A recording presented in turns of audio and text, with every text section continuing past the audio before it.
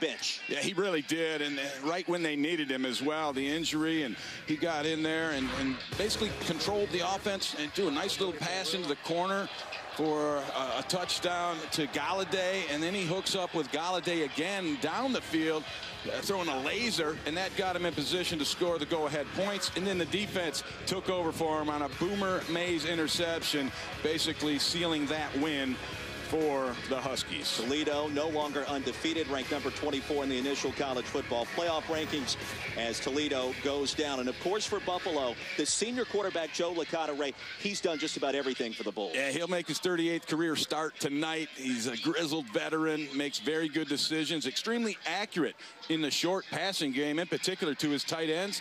And the coaches love him in terms of his courageousness and toughness of hanging in the pocket. Just about set and ready to go as Northern Illinois won the opening coin toss and deferred. Buffalo Bulls dressed in their black home uniforms on a blackout night, and the Huskies, white jerseys, red pants, as we are set and ready to go. From the 3-yard line, here come the Bulls. And brought down at the 35 after a nice return. It'll be 1st and 10 for Buffalo on the opening drive of the game after a return of 27 yards. Jordan Johnson, the return man, obviously critical for both of these teams, ready to get off to a fast start tonight. No question about that. And Buffalo comes in with a really, I think, underrated running game. They have 2 backs that they'll use. Jordan Johnson, number 2, Anthony Taylor, number 1. And they'll get a pretty good mix between those guys tonight. They want to run the football and then hit you with play action. Licata, of course, just 166 yards away from becoming the Bulls' all-time passing leader. And on first down from the 30. Out of the shotgun, the pump fake, and down the field he goes, running wide open, and incomplete at the 30. In and out of the midst, and that's a catch you got to make in a play like that. Brandon Smiley, the intended wide receiver. And Smiley does a little stutter step and then gets behind the defender. He was so wide open, he took his eyes off the football, and that is the cardinal sin when it comes to trying to catch a football. A big miss right there for Buffalo. Smiley, 4 catches, 27 yards this season. Those are the plays you got to make against a Huskies team that's won its last 4 ball games. No doubt. You have to capitalize on those type of things.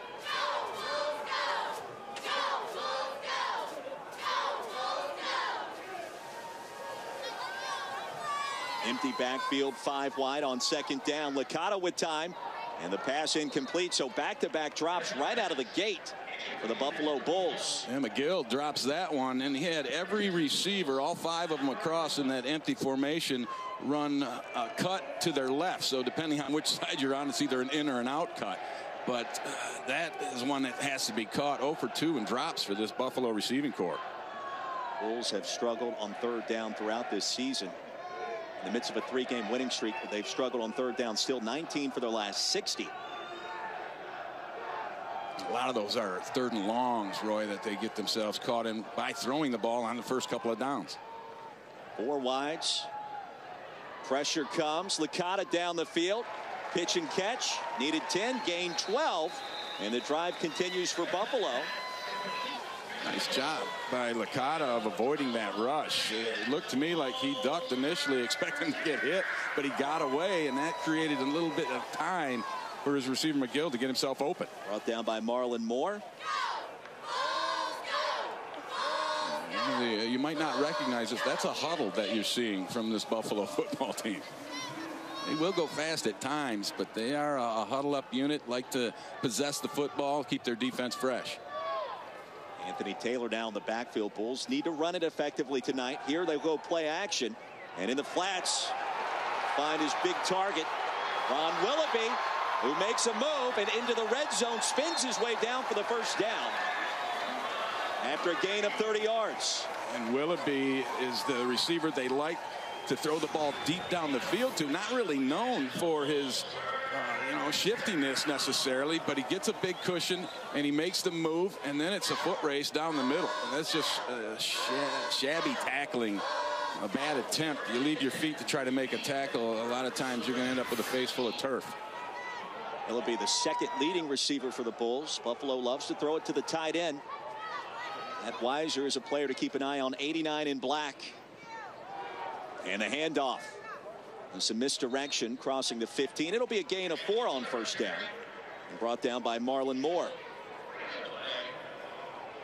Northern Illinois defense has got to bow up in this situation, at least force a field goal attempt here. Handoff, Taylor, far side again. Into the pile he goes. Close to first down yardage. And brought down a few inches shy. It'll be third down and inches coming up. And this is really a waist down opportunity, and Buffalo's going fast, and I wouldn't be surprised if they threw it up into the corner. More tempo, deep handoff, Taylor. Didn't need much, stacked up at the line, driven backwards. He'll be short of first down yardage. Folliard with the initial contact, and that's going to be enough. And now decision time coming up for Lance Leipold. Yeah, you kick this one, get points. I know they actually lost a yard or two on that one, so they're going to bring the kicker out and try to get points here early. And just want to compliment Boomer Mays. He showed up second on that tackle and forced it backwards. A 26-yard field goal sent to be attempted off the foot of Adam Mitchison. He's had a couple blocks so far this year. And on the way, kick is up. And it is good. So Buffalo strikes first. A quick scoring drive, ending in a 26-yard field goal attempt. And our new score, with 12:05 remaining, the Bulls lead it by 3. Marcia, what happened? Peter hit me in the nose with a football. No, sweetheart. Shut up! Marcia, eat a Snickers. Why? You get a little hostile when you're hungry. Better? Better. Marcia, Marcia, Marcia. What makes a great beer? It's a battle between hops and malt.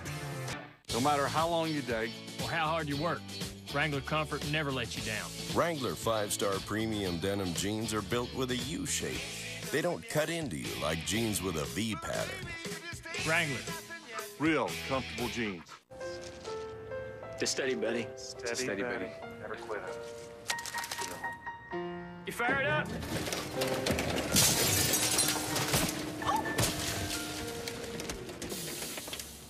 Am I the only one with a meeting? I've got to. Yeah, we gotta go. Carol, thank you so much. I gotta say it, man. This is a nice setup. Too soon. Skin. Nissan Sentra, J.D. Power's highest-ranked compact car and initial quality. How do you know if that steak sandwich you're eating is from Arby's and not some other fancy steakhouse? If you can taste A1 Special Reserve sauce on top of all that thinly sliced Angus steak, you're at Arby's. No one else has that sauce. Other hints might be, did the steakhouse smell like curly fries? Was your waiter wearing an Arby's shirt? Arby's, we have the meat. Yes, New Year's Eve will be so awesome, watching college football through confetti. Missing out is not an option, so plan accordingly. Back inside UB Stadium, Ray Bentley, Roy Philpott on hand. Buffalo, an early 3-0 advantage. It's critical MAC showdown. A beautiful night for college football. 8 plays, 60 yards in just under 3 minutes. A couple of critical third down conversions. And the Bulls in business after the Mitchison 26-yard field goal. DJ Brown back deep to receive this kickoff from Tyler Grassman. And Ray, you got to believe for the Bulls, some confidence there in that opening possession with the offense. Without a doubt. I mean, they missed a couple opportunities, too. You look at the drop passes. They could have scored a touchdown much quicker than they kicked that field goal. Turner will field it inside the 10. And with a brief alley, crosses the 25 up to the 30. It'll be 1st and 10 for the Huskies right there. And a late flag on the field as well from the back judge. Check the penalty with our MAC officiating crew, led by Greg Blum this evening.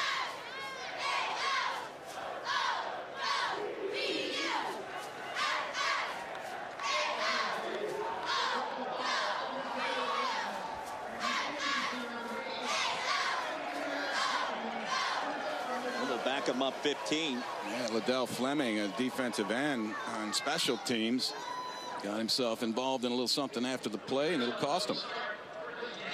Oh, after a return of 22 yards, they'll net 7 as I We take a look at Ryan Graham for the first time, replacing Drew Hare, who injured his Achilles, had surgery last Thursday. Graham effective on the road in the come-from-behind win against Toledo. The pass is out of bounds, looking for Turner. One thing, when I watched Graham in that game last week, he missed about 3 of those gimme-type easy throws. And it was interesting because he made a lot of nice throws that were more difficult. It's one thing I want to watch on him tonight. Those gimme-type throws, can he just put it in there? Joel Poigno in the backfield. And the handoff end around will go short of the 20. As Galladay gets the carry. And a short pickup, it'll make it quickly 3rd down. Yeah, they like to get Galladay involved any way they can. He's really risen up as the premier playmaker on this offense. So they'll hand it off to him, they'll move him around, and they'll throw it in his direction quite a bit. 43% on 3rd down. Quarterback draw. This is where Graham can beat you. And he comes up about 3 yards short, so the Buffalo Bulls defense holds as Brandon Crawford makes the tackle. And that is another confidence boost for this Buffalo football team. Coming in here a slight underdog in this ball game, but they've really been playing well. Kind of figured things out with their new coach, Lance Leipold, who took over last December, and they bought into his system. Jake Ambrose on to punt this one away. Colin Lisa, a call for the fair catch inside of his own 35. Punt of 43 yards. Timeout on the field as we step aside. Our early score, 3-0 Buffalo. For the first time in history, Little Caesars presents the Deep, Deep Dish Count. Get our premium Detroit-style deep dish pizza with more cheese and pepperoni on sale for just $6 until November 15th. Pizza, pizza. For the second time in history, Little Caesars presents the Deep, Deep Dish Count. Get our premium Detroit-style deep dish pizza with more cheese and pepperoni on sale for just $6 until November 15th. Pizza, pizza. I absolutely love my New York apartment, but the rent is outrageous. Good thing Geico offers affordable renters insurance. With great coverage, it protects my personal belongings should they get damaged, stolen, or destroyed. Excuse me. Delivery. Hey, lo mein, Szechuan chicken, chopsticks, soy sauce, and you got some fortune cookies. Have a good one. These small New York apartments. Protect your belongings. Let Geico help you with renter's insurance.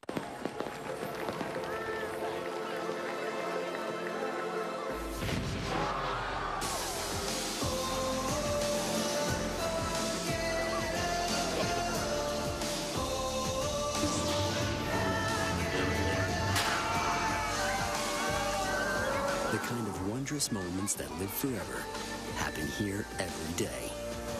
Create your family story at Disney Parks. Unforgettable happens here. FanDuel has definitely changed my Sundays. It's made it a lot more interesting.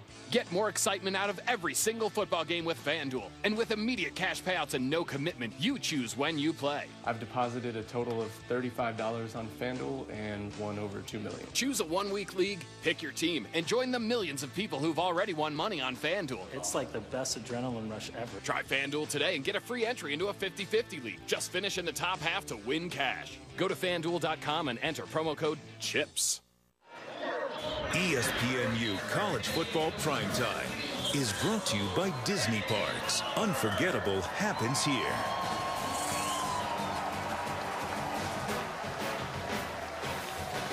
Sights from around the country here on Veterans Day. Pride beaming here on campus at the University of Buffalo. And here inside of UB Stadium, Ray Bentley, Roy Philpott back here with you. 3-0 our early score. Just about 4.5 minutes in. It's Critical Max Showdown. 1st and 10 coming up for the Bulls. Back now to live action. And Joe Licata, who was 2 for 4 on that first scoring drive. The deep handoff and driven backwards for a loss of 2. Nothing doing on 1st down. A tackle by Ben Compton. And Compton came in there and made a hit, and then Boomer Mays, the linebacker, once again finished things up. And one thing Northern Illinois will do on rundowns, they will send linebackers into the B gaps. Right on the snap. It's not even a situation where they read, and they had a lot of success doing that. Buffalo with a couple of interchangeable running backs in the backfield tonight, Taylor and Johnson. little stutter step. That's Johnson. And he'll pick up a couple on 2nd and long. And once again, Buffalo finds themselves behind the chains, facing a 3rd and 9, 3rd and 8, right around there here. And that'll, of course, go to the arm of Licata. Anthony Taylor checks back in. He's banged up for a couple of games. Johnson started the last 3, in fact. Everyone's looking at those wristbands. That's how they get the play calls in this offense. And 3rd down and 8 out of the shotgun. Here comes the pressure. Licata just had to dump it off quickly to avoid the big loss. Anthony Taylor, the intended target, out of the backfield. And heavy pressure from all over the place that time, Ray. And Ben Compton, the defensive end, red screen right away, and he was all over the back, so there was really nothing for Licata to do other than just kind of dump it down. You see the number 56, he just peels off on the back, and it was time to abort the play for Licata. Tyler Grassman on the field to punt this one away, averaging nearly 42 yards per attempt this season. It's like they're going to try and go after it here. And some movement up front. And I believe the Huskies, a tad bit early that time, will check the penalty. Yeah, the pointing started, so we'll let the officials figure it out. But yeah, I think you're right. Northern Illinois went first, then Buffalo moved. And if you go into the neutral zone forcing that movement, it'll be on the defense. That's quite a long discussion for an offsides situation.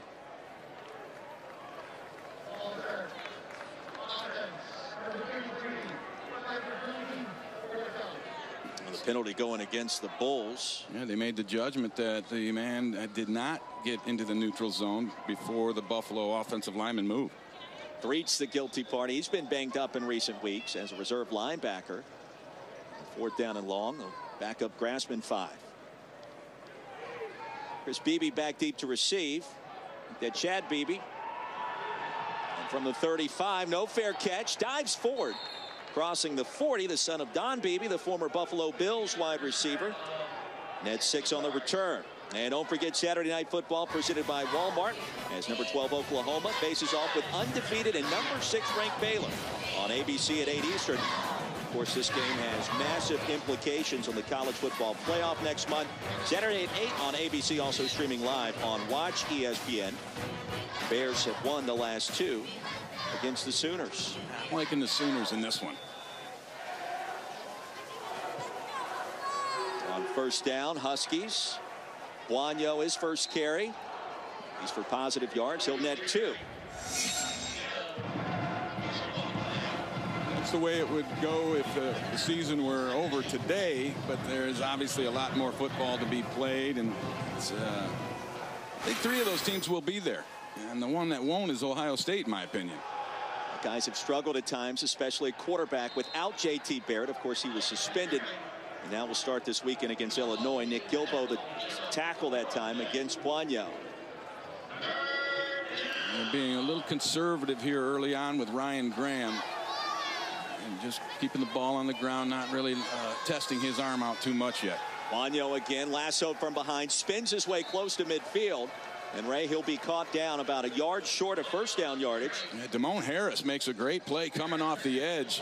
And usually when you hit Buono, that you're going to get a few more yards pushed on you. That time he went down right away. Let's see if they go for this or are they trying to draw him off sides. 8 for 17 on 4th down this year. Buono, far side's got 1st down yardage close to the 45-yard line.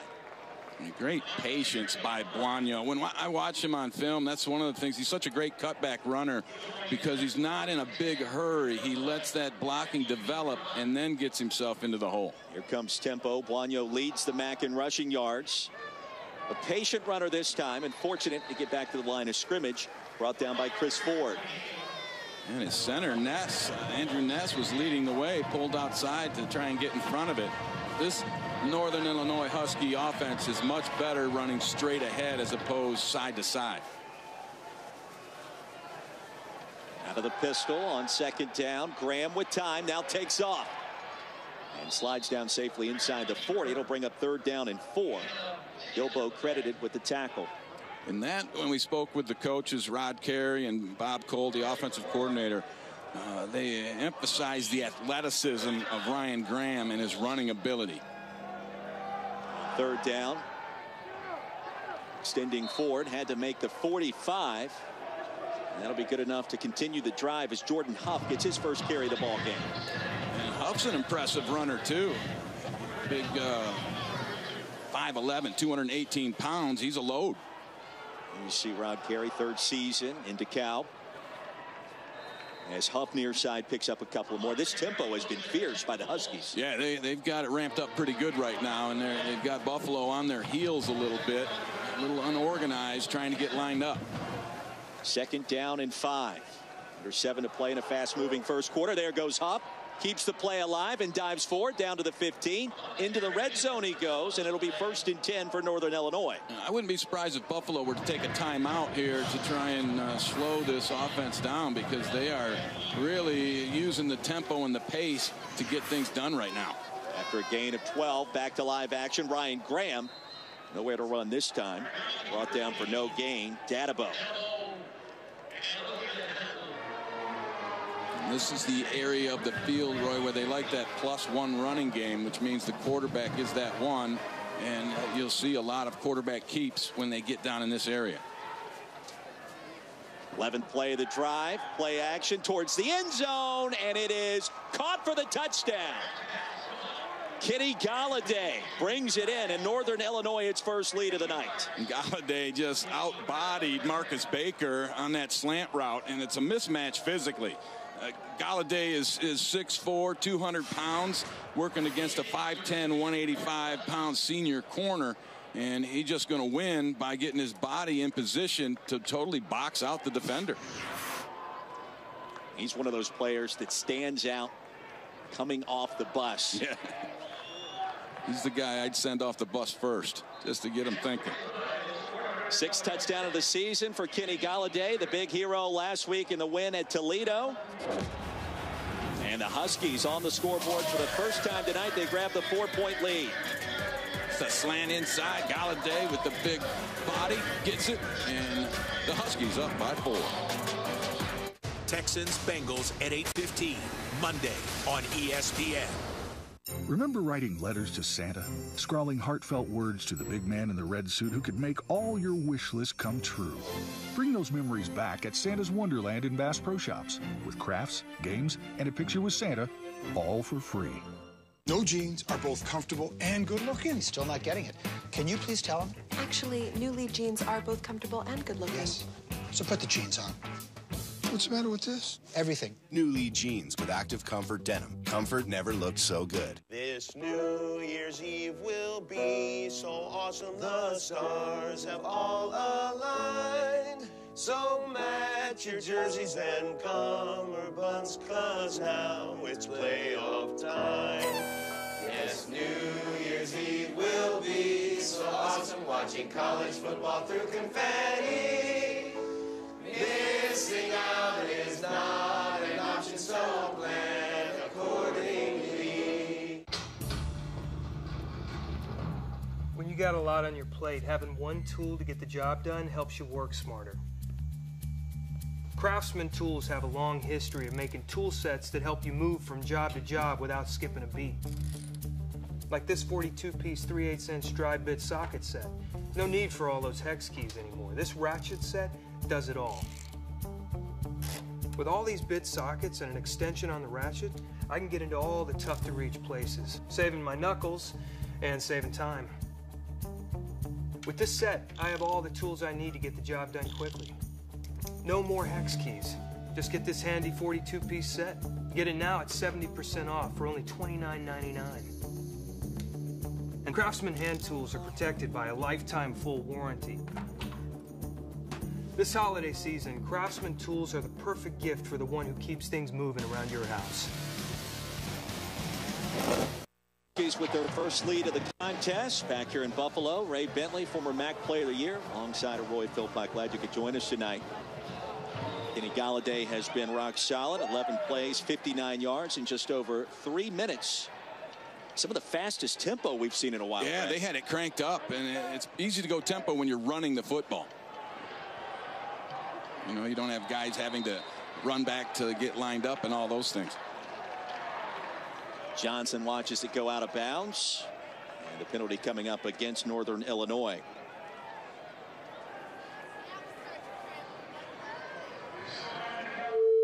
Had a tinge of Baylor in that last possession by the Huskies. We talked about that Baylor-Oklahoma matchup coming up this weekend.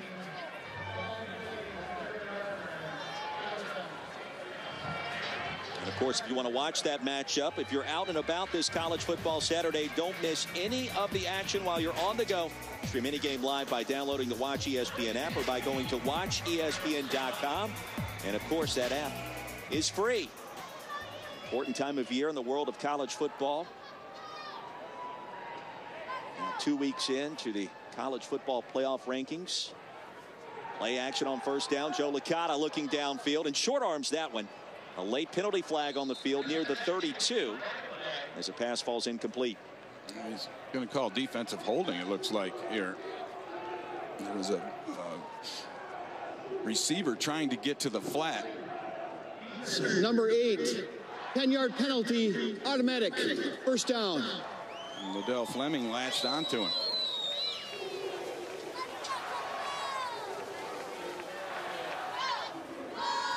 Free first down coming. That moves the football all the way up to the 45-yard line. A fresh set of downs as well.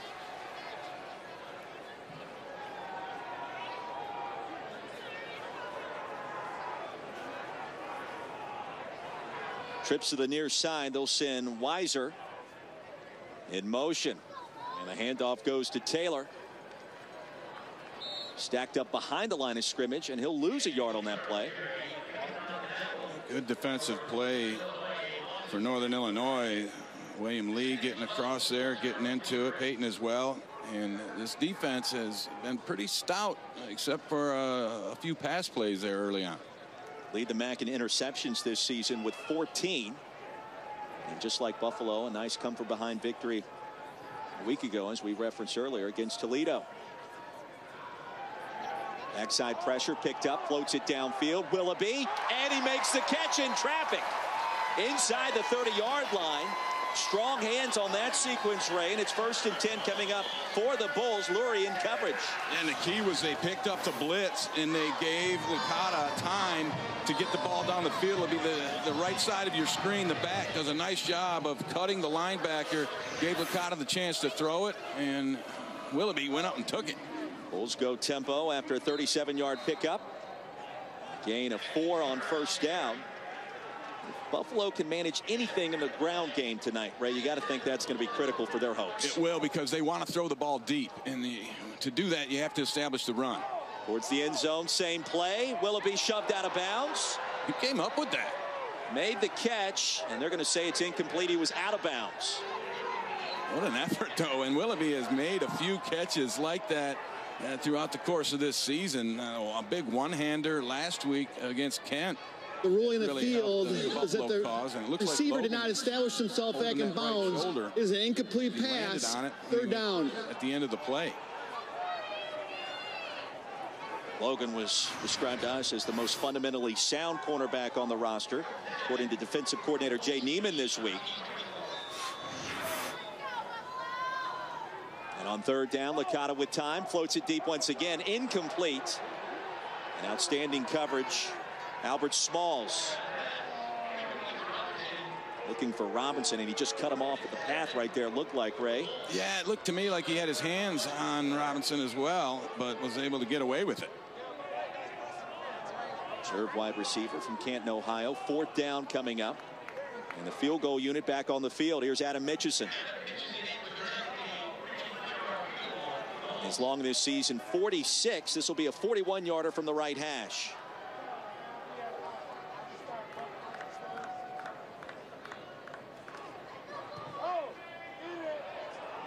Kick on the way. And it is no good. So Mitchison starts this one 1 for 2, and our score remains 7-3. And for the time being, the Huskies defense holds. Another missed opportunity by Coach Leipold's Buffalo football team, and they cannot afford to do that, miss scoring chances against a really tough Husky football team. I thought this thing was going to be in, and it just slides out at the end. Football's a game of inches. And Huskies take over. Near side handoff. Buono takes it for a couple. Brought down by Nick Gilbo. Gilbo is a fun player to watch. Number 43, the middle linebacker for Buffalo. He makes all the calls, runs the show in there, and he'll be sideline to sideline all night. Play action. Graham tiptoes his way down the sideline, and he's got a first down for the Huskies. His athleticism, he's got the NFL bloodlines. His uncle Ken, of course, played in the league for a number of years, and his father as well, Dan, played briefly for Tampa Bay after a nice career at NIU as well. Yeah, it's in his DNA, playing the quarterback position. Tunnel screen, sit it out to Turner. Shaken.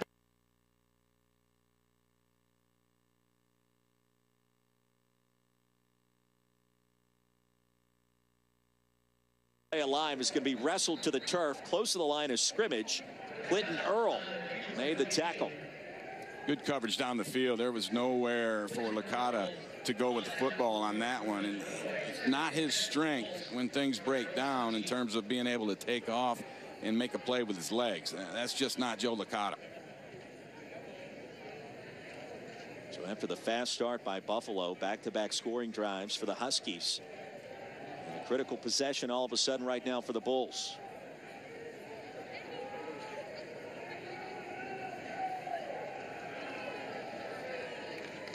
And a quick pitch and catch finds his tight end on the slant. Brought down by Marlon Moore. They love the tight ends here at Buffalo. There's also a flag on the field. 61 receptions combined for the top two tight ends on this roster. Yeah, and we talked to Andy Kotelnicki, the offensive coordinator, and he said, following the play, personal foul, unnecessary roughness, offense number 70, half the distance to the goal, third down. He said those big tight ends are, you know, textbook guys with the big bodies, 6'4", 6'5", 260 pounds in that area, and they take advantage of them. It'll make it third down and a mile. John Kling, the guilty party, with the penalty. Native of the Empire States. Officially third down and 17. Licata will empty the backfield. 5-wide formation. With time, has his man Smiley. He'll come up 2 yards short of the first down. The tackle made by Shawan Lurie, who leads the country in interceptions this season with 7. Yeah, Lurie is one of those guys that is, I don't want to call it lucky, but he's an opportunist. Let's put it that way. Hey, nothing wrong with that. No, not at all. He just seems to find himself where the football is, and Jay Neiman, the defensive coordinator, you know, kind of joked around about it with us a little bit. But when you got a guy that has that kind of luck, then you keep him out there and he makes plays. Grassman back on to punt this one away. Beebe back deep to receive. And from the 34, return of 4 yards after a 40-yard kick. Well, Mr. Bentley, tell me who you like. The college football playoff. This is Ray Bentley's bracket right here. I think Clemson is going to run the table. I think Alabama will do so as well. And then I got Baylor in there now because I think they belong there now, being undefeated. But I don't see them. I think they're going to get beat by Oklahoma this week. So you could cross them out and put Oklahoma in there. And then I got the winner between Notre Dame and Stanford as the fourth team in. Nobody from the Big Ten. I think Ohio State's going to lose one along the way. On first down, in and out of the hands. That was the tight end, Desroy Maxwell. And lucky that one wasn't picked off. Ryan Williamson in the area. Well, you're going to see Clemson this weekend at Syracuse. I saw Oklahoma last week in Norman. The Sooners, they are confident on both. Yeah. Which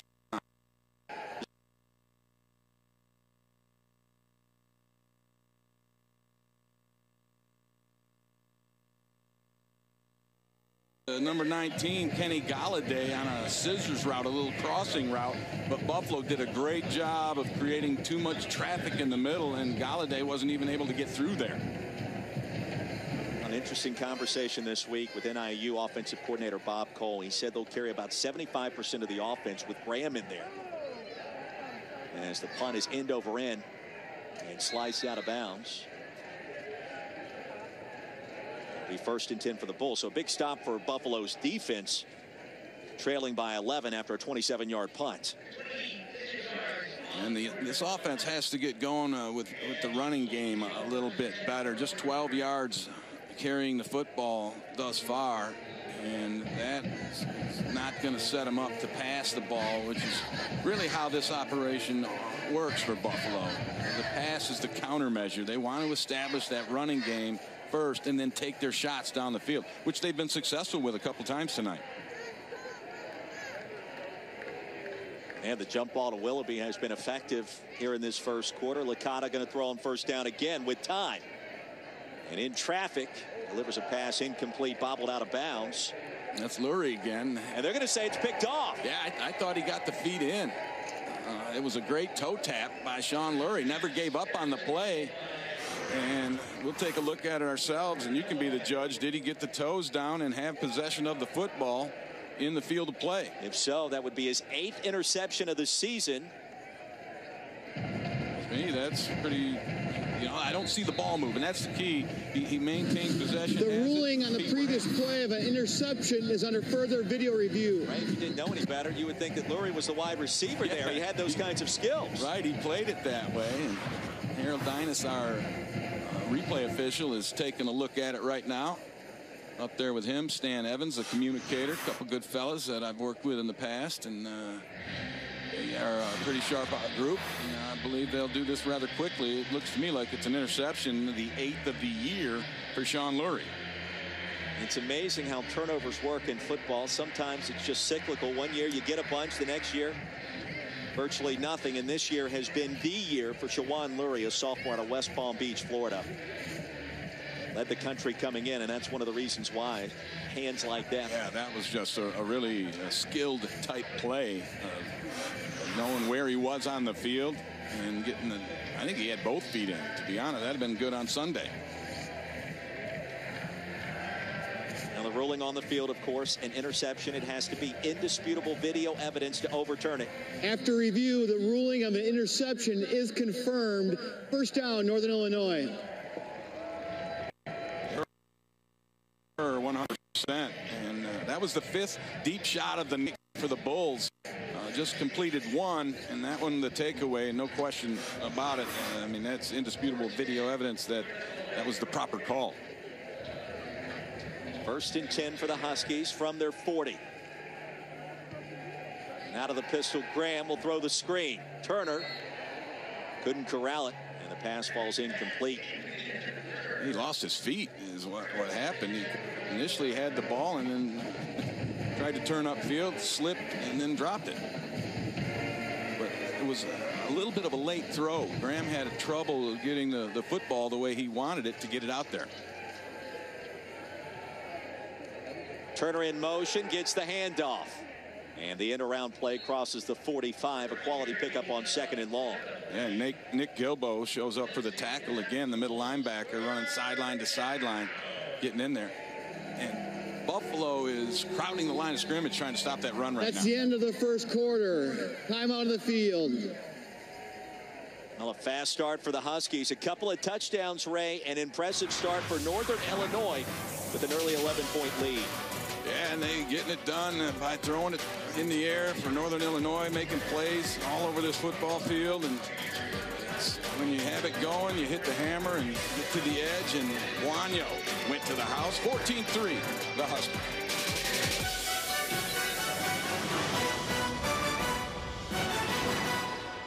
Arkansas, LSU, Saturday at 7:15 on ESPN. Well, DirecTV beat us in customer satisfaction again for the 15th year in a row. But we have a plan. When our customers are on hold, let's up their satisfaction with some new hold music. That's Glenn from the mailroom. He DJs on the weekends. Sorry, who is it? It's Glenn from the mailroom. He DJ'd Bill's wedding. You what? He goes by DJ Glenn. He works way downstairs. What did he say? Glenn from the mailroom. Get rid of cable and upgrade to DirecTV. Call 1-800-DirecTV.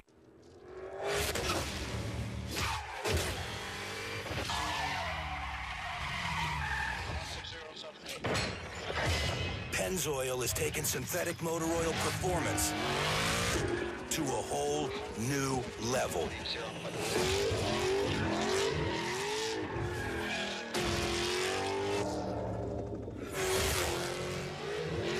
Make the switch to Pennzoil Synthetics at O'Reilly Auto Parts. Being a gamer can be a profession. Phil! Oh. Hey, man. Hey, Peter. Oh. Joanne, is that you? It's me. You don't look a day over 70, am I right? If you're Peter Pan, you stay young forever. It's what you do.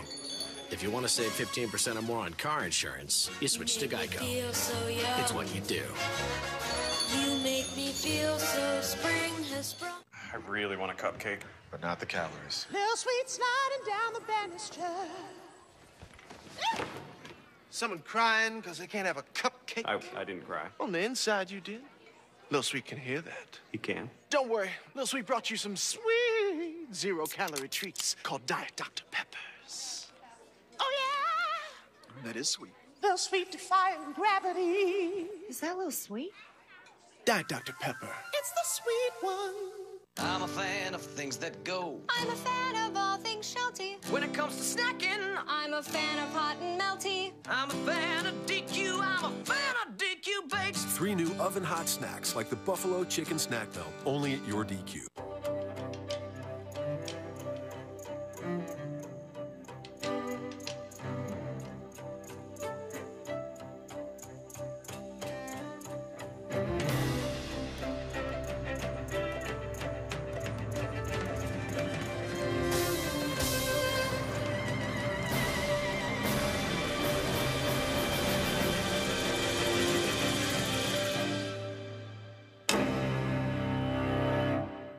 Meet Shelley. She can make a Labradoodle look like, well, either one.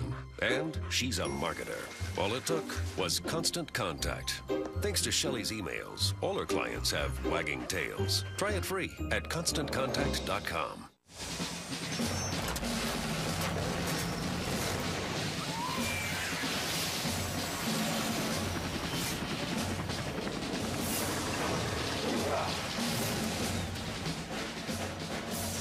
Veterans Day 2015, we salute all the men and women in our armed forces. In fact, U.S. Army, see those being sworn in during that last break. 14-3 our score. Wednesday night action. Glad you could join us. Ray Bentley, Roy Philpott on hand.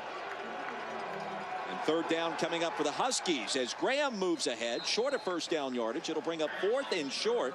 The stop made by Nick Gilbo, and we've seen the Huskies in this situation, Ray, would like to go for it already with success. Yeah, and I think they're going to go for it again.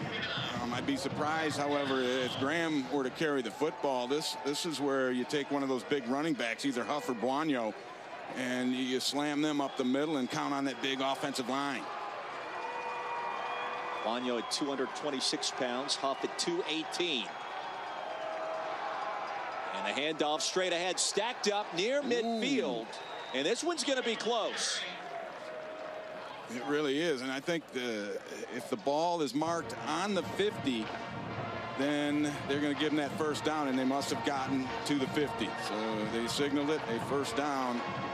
And it was close. Closer, I think, than Northern Illinois expected or wanted it to be. But the push by the big back Buono was able to move the chains.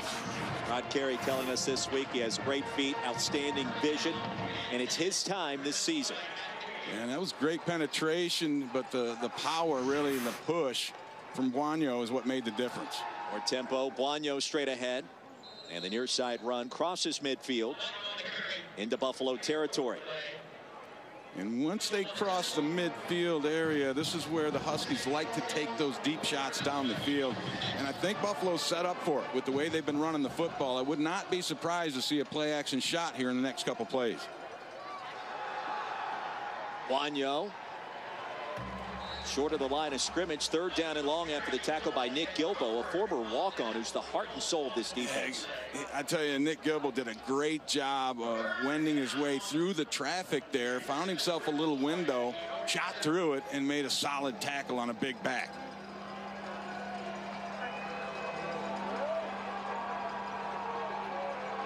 One out of 5 on 3rd down tonight. Graham with time in the pocket. senses backside pressure, and there he goes. Ryan Graham needs to get to the 40, comes up 2 yards short. Needed 7, gained 5. Baker with the stop. Nice play by Baker. The timing of when he left his receiver and coming in there and making the play, but Northern Illinois is going to go for it again. What, 3rd time tonight on 4th down. 2 out of 2 so far. Lance Leipold saw something right there that he didn't like. He's going to call a timeout, and maybe a well-used timeout on this critical play. Timeout. Buffalo. Timeout of the field. Now, start of the second quarter, Huskies with an 11-point lead. 4th down and 3 coming up next. Okay, what is this? It's chewy. Really icy. Whoa, that's intense. It just hits you. It's gum. No, it's totally a mint. It's disappearing as I'm chewing it. Where did it go? It's not a gum, not a mint. It's a breakthrough in cool. Icebreakers Cool Blasts. AT&T presents the strongest of the strong. Guys, in honor of Rivalry Week, we're going to do something special. Whoa, whoa, whoa. Did you say Rivalry Week? Rivalry Week. Rivalry Week. Rivalry Week. Rival Week. Rivalry Week. Right. Guys, it's Rivalry Week. Strong enunciation. Desmond wins. Who's strong enough to watch the college football playoff with Bo? Get stronger with AT&T, the network with the nation's strongest 4G LTE signal.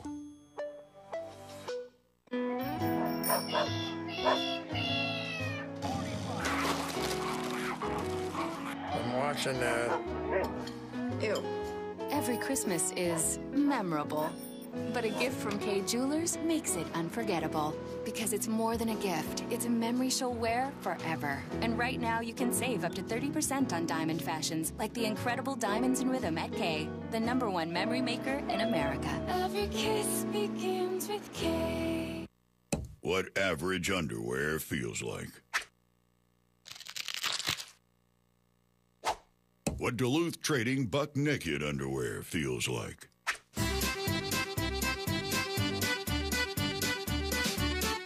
Duluth Trading Buck Naked underwear feels like wearing nothing at all. No pinch, no stink, no sweat. Get a pair only at DuluthTrading.com. Hey, fellow university students. Man, that Psych 302 class is tough.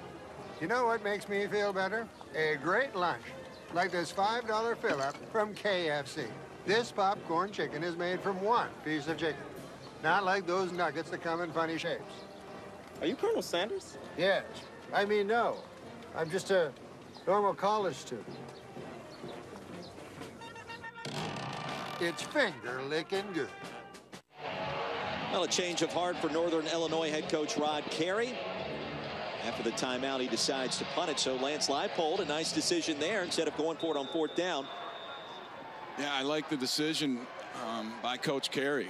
4th and really 3. Uh-oh. And the snap bobbled. Ambrose punts it directly towards his right, out of bounds. And the Buffalo defense comes up with a massive stop and a miscue that time by Ambrose. Damon Harris with that pressure. And really, he just drops the football, he being Ambrose, when he's setting to kick it. And he stumbles around, picks it up, and at that point, once he drops the ball, he's live. So you can go ahead and hit him, and boy, they did. At least he didn't turn around and throw it backwards to the other team, which we've seen earlier this year in college football. Well, you got to wonder if he was watching Michigan State earlier this season.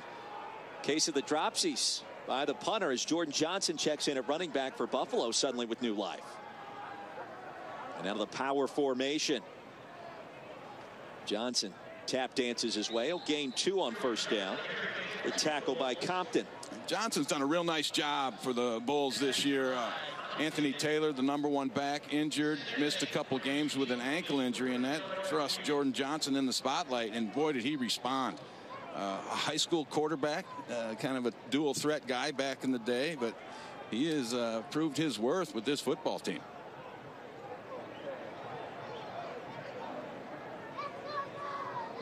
Johnson remains in the backfield.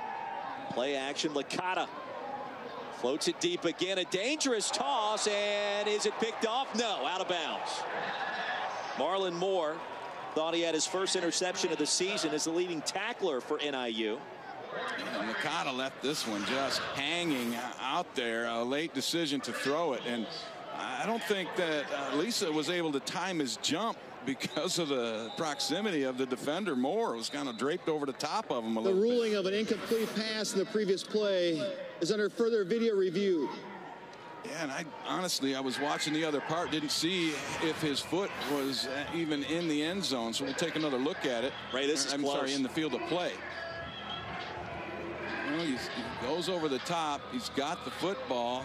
I don't know. It looked like the right foot came down out of bounds.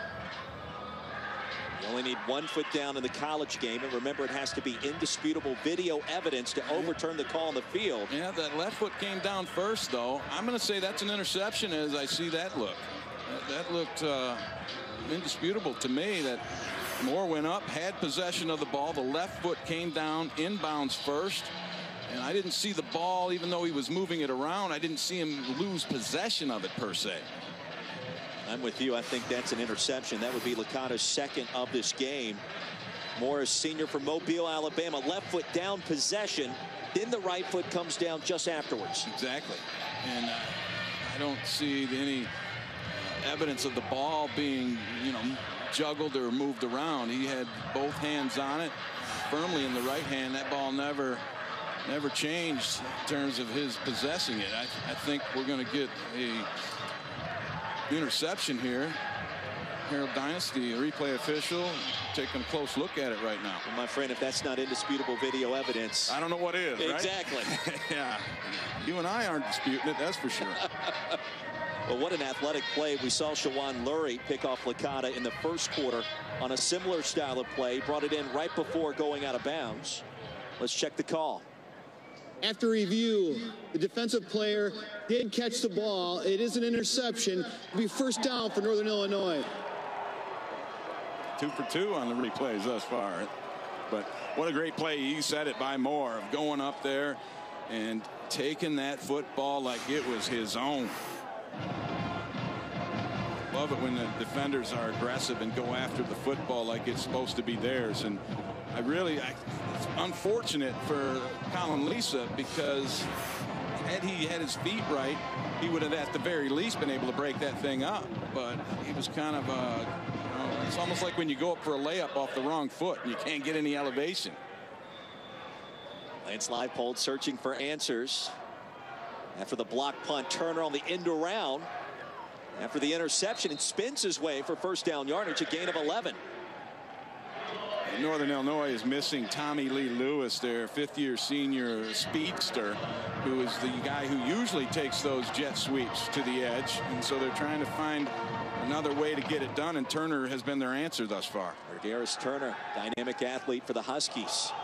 Here's a rifle shot down the field. Galladay, and in traffic, can't haul it in. That was Boise Ross in coverage. Yeah, if I'm going to go deep, I'm going to pick on the other guy on the other side. I'm going to go after Baker. Boise Ross is just too skilled, and his timing and going up for the ball is just immaculate. And you saw the way he's able to handle it there, and the ball a little bit out of the frame of Galladay. Ram starts 3 for 8 tonight. And scoots out of bounds at the 41-yard line. It'll bring up third down and 3. Cameron Lewis in the area to force him out. And that showed you the speed a little bit of Ryan Graham, because he got to the edge in a hurry after that jet sweep fake. And that's what they love about him, his athletic ability to turn something that's maybe a mundane play into a big play. Officially, third down and a long 2. A stutter step, Blanyo. And turns around for first down yardage up to the 48. Alozzi finally brought him down. Real nice block on that play. Levon Myers was able to come and take Nick Gilbo, the middle linebacker, just out of the equation. And here comes that tempo. It's been lightning quick tonight for the Huskies. Ar'Darius Turner spins his way out of bounds again inside Buffalo territory. Databo with the hit. And combined with the tempo and throwing the ball to the edges, it'll wear a defense out. And you see Buffalo just did a massive line change up front. They'll play as many as 10 defensive linemen throughout the course of a ball game. Cameron Lewis slides out of bounds just before the snap. Turner again on the tunnel screen. Makes a nice move, a little shake and bake out of bounds. Down to the 37 and another first down. He is pretty elusive, is Turner. He's been the favorite target of Ryan Graham so far tonight and lines up in the slot here. And he'll get his number called once again. 22 off to the races. And a 10-yard pickup on first down. Alozie with the hit. And Dadabo just got shaken up, number 17, by the quickness and the lateral movement of Turner. I mean, he kind of embarrassed him a little bit on that one. Already 5 receptions for Garris Turner. Buonio inside the red zone. It'll be first and goal for the Huskies, and the tempo just wearing down Buffalo. That, and you know, they've been going to the edge, and then bam, they hit you up the gut quick, and Buffalo just wasn't ready for it. And I mean, this is a beautiful hole that you see him get through there, and everybody got blocked. And on the next play, the snap. They had real bad snap issues against Toledo last week and cost him. And this really wasn't a horrible deal to Graham, but it's coming back so fast. And that's it's hard to criticize a center for zipping it back there, but Ness, he throws a rocket back. That's part of the problem. Illegal substitution. Defense, number 17, half the distance to the goal. First down. So instead of the snap going all the way back to the 20, get a couple of free yards there for an NIU offense. It really doesn't need it so far tonight. Yeah, a huge break for the Huskies on that exchange there. Instead of being knocked pretty much out of scoring position, and now Buffalo's trying another late change. More laundry on the field. It crossed the goal line. You got substitution issues majorly right here, Ray. Yeah, you've got 3-4 guys trying to run out onto the field, and I don't think if Northern Illinois did not substitute, then Buffalo then they don't have to wait, and so Buffalo should have used a timeout if that was the case. Prior to the snap, illegal substitution, defense, half the distance to the goal, first down. Look at the top of your screen right here. The Bulls. Please set the game clock to 9:35. 9:35. They wanted to match this big personnel group and get goal line personnel in there, and they weren't able to do it because Northern Illinois did not substitute. Had they substituted, the official would have stopped it and let Buffalo get in. Buonio in the backfield gets the call. And stacked up near the goal line. The second effort still comes up about half a yard short. And that's Gilbo again. He put his chest on Buonio, and then he had a little help from a couple other guys flying in there. Alozie was one of the guys, and it's hard to tackle a big man up high on the goal line and not allow him to push his way into the end zone. It's even harder to do it 2 times in a row. Let's see. Did he get there? Waiting on the signal. Buonio. And he comes up just short. Yeah, I think that's another good call. And that one, Brandon Berry was the primary linebacker that stood up and took on the battering ram that is Buonio. You had a guy coming up over the top. You saw him. That was number 23, Brandon Berry, who had moved from a safety position to play linebacker, and he's been very good. They found themselves one. Handoff. Far side, touchdown Northern Illinois. On the 11th play of the drive, Huskies finally reach pay dirt, and 20 unanswered on the scoreboard. That was a great cut by Joel Buonio. That play was designed to go over to the right side, and he cuts it back to the left, finds himself just a little bit of crease. That's all he needed. And the ruling in the previous play of a touchdown is under further video review. So once again, back to the replay booth. From our angle, it looked as if he crossed the plane. Yeah, it's a difficult angle from where we're at and from what we've seen thus far. And if we don't have a camera directly on the goal line, it's going to be very difficult to change this call. How impressed are you so far with this Huskies offense and the tempo we've seen? Well, that's the thing I was concerned about for their sake. And, you know, when you have a quarterback making his first start, you know, you can have some issues in that regard. But so far, Graham has really operated this deal quite well. And it's really tough to see from that particular angle. Here's a little bit of a better, closer to being along the line of scrimmage. And I don't see anything that would have me turn this decision around. It's got to be indisputable video evidence. You hate to sound like a broken record, but that's what's required to overturn Buono's touchdown. Yeah, I think after review, the ruling of a touchdown stands. Busy night for our replay booth. And veteran Matt Crew. I got them 3 for 3 so far, and they're gonna hit me up at halftime, and they're gonna want a full report. So and that batting average is coming a little bit higher tonight, Ray. Pretty impressive. Yes, I'll take it. As will they. And Hagan on for the extra point, 2 for 2 this evening. And make it 3 for 3. Our new score 21-3, under 9 to play. And time on the field here inside of UB Stadium.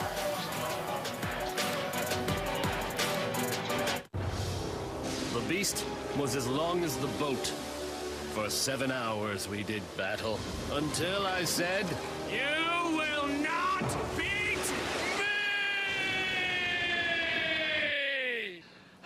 Greg, what should I do with your fish? Gary, just put it in the cooler. if you're a fisherman, you tell tales. It's what you do. If you want to save 15% or more on car insurance, you switch to Geico. It's what you do. Put the fish in the cooler! The cold truth is, Okay, kids, let's go. no one can really fill your shoes when you're sick. Alka-Seltzer Plus Hot Drink Mix has 4 cold symptom fighters to relieve your tough symptoms. Stay unstoppable. Alka-Seltzer Plus. No jeans are both comfortable and good looking. He's still not getting it. Can you please tell him? Actually, New Lee jeans are both comfortable and good looking. Yes. So put the jeans on. What's the matter with this? Everything. New Lee jeans with active comfort denim. Comfort never looked so good.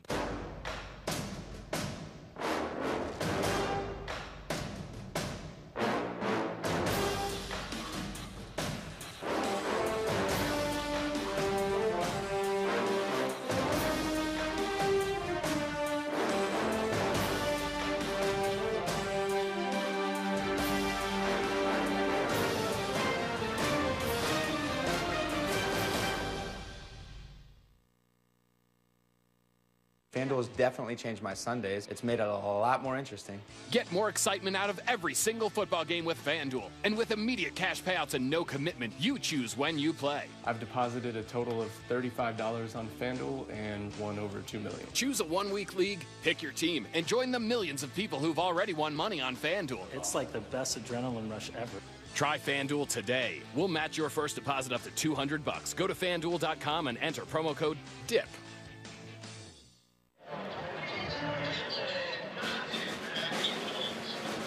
Alka-Seltzer Plus Day Cold and Flu.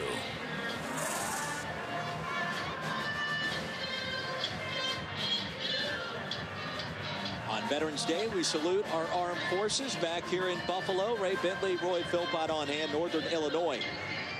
Right out of the gates with a 21-3 advantage. Joel Buono, the story thus far, already over 100 yards rushing. In fact, 107 tonight. Nearly matching total offense so far for the Buffalo Bulls. Yeah, he has been impressive, as has that offensive line in front of him. Wednesday night action continues now from the 10-yard line and tripped up crossing the 20. The 1st and 10 for the Bulls right there. And don't forget, Saturday on ESPN, we've got 2 big games with playoff implications at 3:30 Eastern. Number 8, Oklahoma State battles Iowa State in Ames, presented by Cars.com. Then number 9, LSU will try to bounce back against red-hot Arkansas. The game will kick at 7:15, presented by Hilton Hotels. Both games also streaming live on Watch ESPN. With the Cowboys last week, a 20-point victory against Texas Christian, picking off Trevon Boykin 4 times and making a statement in the Big 12. And we talked about it before. I love their quarterback, Baker Mayfield. He's the Energizer Bunny for that football team. Taylor the carry. And a short pickup, of course, Mayfield for the Sooners. You're like me. I think Oklahoma's got a chance to make a run at this thing with a tackle by Peyton on that previous play. Approaching the halfway point of our second quarter.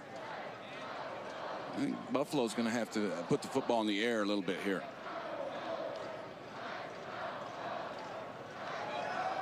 Licata senses the pressure. Pitch and catch. Willoughby up to the 30-yard line. It'll be 3rd down and 3. Yeah, they just ran a double slant, and the way that works, so you'd like to throw to the outside guy because the inside guy will clear that area out, and then the outside guy enters it, and usually there's a nice little window, a seam to throw the ball in, and that was a perfect throw from Licata. He led Willoughby excellently out of the reach of the defender. Call him Mr. Buffalo here in these parts. Joe Licata, 5th-year senior who's done just about everything for this program. And Coach Leipold said he's going to be the best alumnus ever. On 3rd down, a quick strike caught. 1st down. And dancing across midfield, Marcus McGill.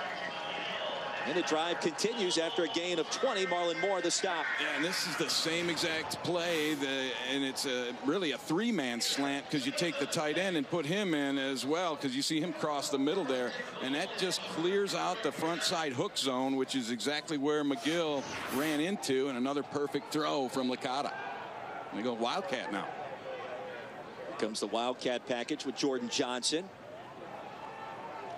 And plows his way across the 45. A nice pickup. And still on his feet. That'll be a 1st down. A physical run. A gain of 18 yards.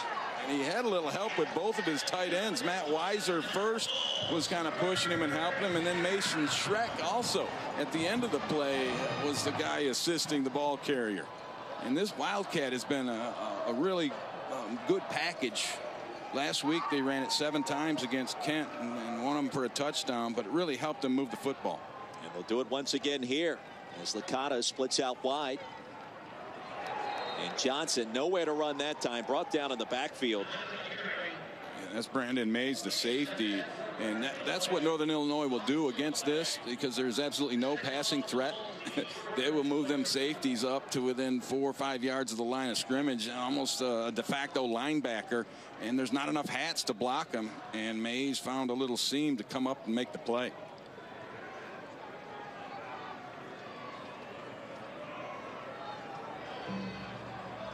Anthony Taylor back in at running back, and he'll get the screen. Behind the line, there he goes, Taylor. A nice move, bounces off a defender, crossing the 20.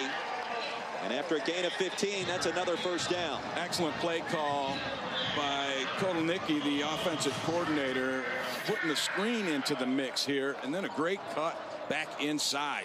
And Licata does a sweet job of looking it off, and then the big boys are downfield paving the way. And I tell you, had Taylor not run into the backside of his own tight end Weiser, he might still be running. Inside the red zone, Weiser set up strong side. And a quick pass, miscommunication that time with his running back, Anthony Taylor, who never turned around. No, and that's on Taylor. He's got to get his head around immediately as he runs that route, knowing that he is basically the primary hot receiver. And Licata can get him the ball immediately or let him clear the linebackers. And he tried to get it to him immediately, and Taylor didn't have his eyes around yet.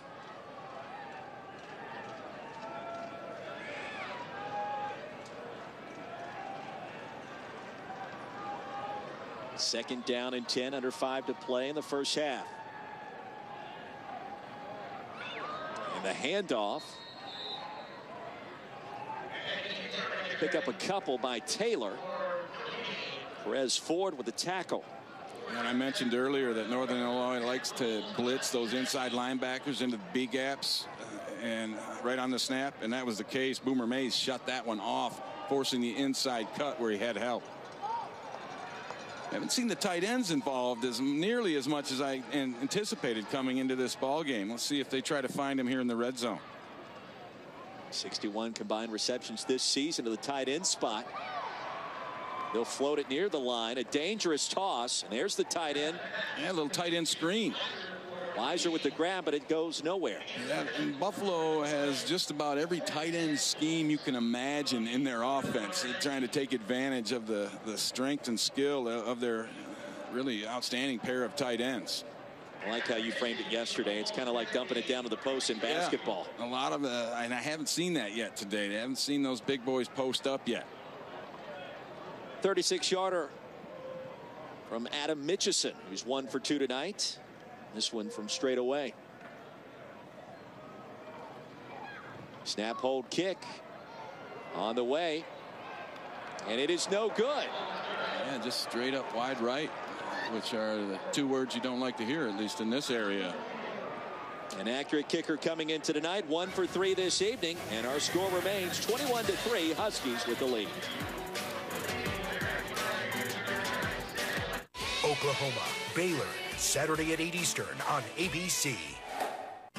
Wrangler Advanced Comfort jeans are as comfortable as they are tough. They're built with a U-shaped construction. They don't cut into you like jeans with a V pattern. Why is somebody always trying to tackle me? Wrangler, real comfortable jeans. Remember writing letters to Santa? Scrawling heartfelt words to the big man in the red suit who could give you anything on your wish list. Then you'd stuff your big hopes and dreams into a little white envelope addressed to the North Pole. Bring those memories back at Santa's Wonderland in Bass Pro Shops, where kids can write a letter to Santa, try the RC trucks, see the model trains, and get their picture with Santa, all for free. That's right, free. Time passes. Hold on to Christmas. Arby's and A1 have always been close to each other in the phone book. But now, Arby's and A1 are as close as 2 friends could be, snuggling together on a sandwich. Arby's, we have the meat. Money. Awesome. Income Property is a show about finding ways to generate income in real estate. That's what I want. This is the money shot of all money shots. That's what I want. The whole reason we're doing this thing is money. I want money. It's time to start making some money. Cash in your pocket. More space, the more money. It's really the most powerful investing strategy on the planet. All new Income Property, tomorrow night at 10. I dare you to get on board with me. On DIY Network. Introducing Ancestry DNA. A simple, affordable DNA test that lets you travel up to 1,000 years into the past and discover not just who, but where you came from. All to help answer, once and for all, what it is that makes you, you. To learn your ethnic origins, order your DNA kit now at AncestryDNA.com. ESPNU College Football Primetime is brought to you by Alka-Seltzer Plus Day Cold and Flu.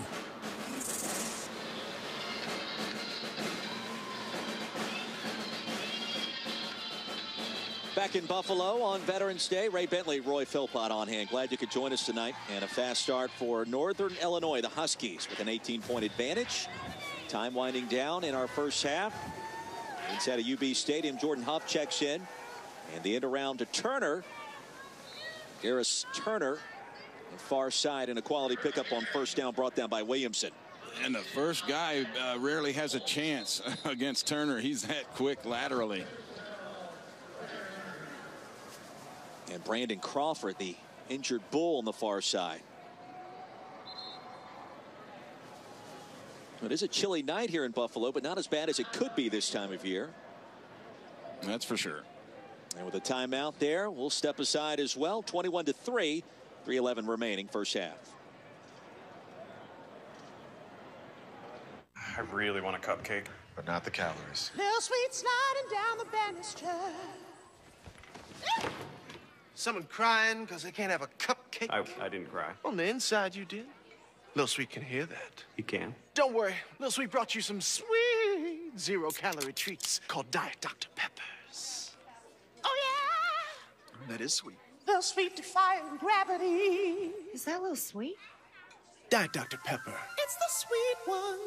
No jeans are both comfortable and good looking. He's still not getting it. Can you please tell him? Actually, new Lee jeans are both comfortable and good looking. Yes. So put the jeans on. What's the matter with this? Everything. New Lee jeans with active comfort denim. Comfort never looked so good. What's this? A box It takes worn out things to make them better. It's our biggest breakthrough yet. We're taking worn-out batteries and making them into something strong. Energizer Eco Advanced, world's first long-lasting battery made with 4% recycled batteries. Crispy M&Ms are back. What are you doing? You said to tell our fans crispy M&Ms are back. Not those fans. Did you mean this fan? No. What about that one? There's a fan in the break room. Oh, so good, they're back.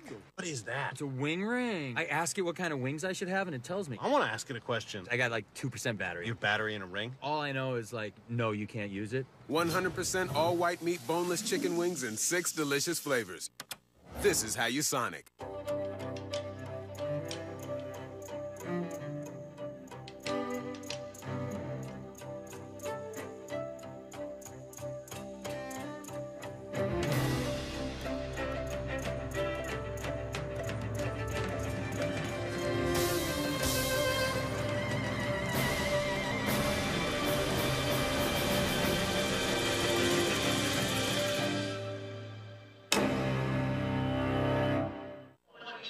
Well, don't forget college basketball is back on ESPNU Friday night as Coach K and the Duke Blue Devils host the Siena Saints. That's at 7 Eastern. Then at 9, don't miss the debut of Ben Simmons as he plays in his first game that counts for number 21 LSU as the Tigers take on McNeese State. Both games also streaming live on Watch ESPN. Can the Blue Devils repeat having lost Jahlil Okafor, Justice Winslow, and a handful of other talented players? Race begins coming up Friday. Hard to believe college basketball is back as Huff spins around. And a gain of 18 yards brought down by Alozie. And 3 minutes and counting here. And really, I don't think we'll change a whole lot in terms of how this Husky offense rolls, because they're going fast all night anyway. Here comes the tempo. Graham. Boy, Graham's got some jets. That's one of the reasons this coaching staff really likes him. Yeah, they were kind of, it was a different deal. They were excited about his ability to run, but, you know, they have an untested true freshman behind him, so they do want to protect him as well. It's an interesting dilemma. Max Scholar Athlete of the Week delivers once again to Turner, who's got the first down near midfield. Yeah, the backup for Graham now is a true freshman walk-on by the name of Tommy Fiedler, who has not had a single snap in college football, but by all reports he had a great week of practice. So, but they do not want to see if he can carry that over to the field. Well, impressive, Graham. This is his first career start tonight. Play action, looking deep. Galladay makes the catch in traffic. And first down and 10 coming up once again for the Huskies. And when you got a weapon like that, Graham automatically looks like a better signal caller. Without a doubt. And Galladay can adjust to the ball. Looked like Boise Ross stepped on Galladay's ankle and twisted his own in the process. You saw he fell down, and it left Galladay all alone and by himself. But I don't know if he'd stepped on it, what it was. The turf monster maybe reached up and grabbed Boise Ross. Gain of 37 yards. They can ill afford to lose him. He is their best cover man by far. And, you know, and speaking with the coaching staff, in particular Brian Borland, the defensive coordinator, he said they may at some point have to move him around and match him up on Galladay if it were to become an issue. As it is, they play left and right, and Ross being the right corner and Baker at the left side. Brian Borland told us yesterday as well he loves the depth up front with this team, rotating in as many as 10 different defensive linemen, but the back seven, your starters are pretty much who you're going to see out there tonight. And if Ross goes down, that is a significant setback. And Northern Illinois will continue to take those deep shots as they mix in the running game and have success with the running game.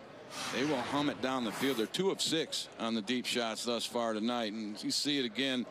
And watch and you see if you can see what happens. And what I really didn't see anything in terms of what you know, almost sniper type thing where he just collapsed on the ground.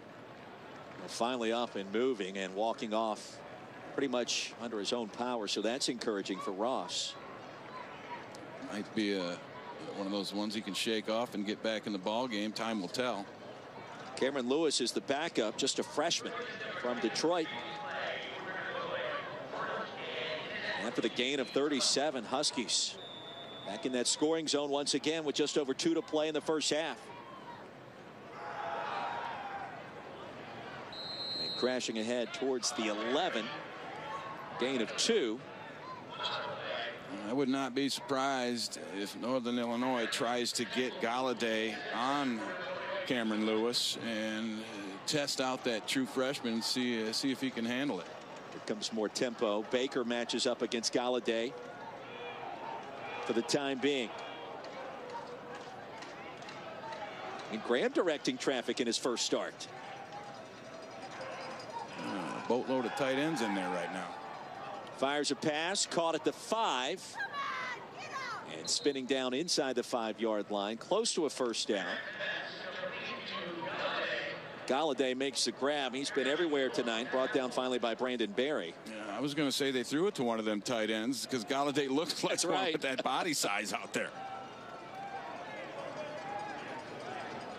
Galladay has been a human highlight reel this season with the one-handed catches for the Huskies. He's something else, and they invent ways to get him the football and move him all over the place and try to exploit various matchups. And why wouldn't you with a talent like that? Give him the first down on the pitch and catch. Huff push backwards at the 5-yard line after being gang tackled.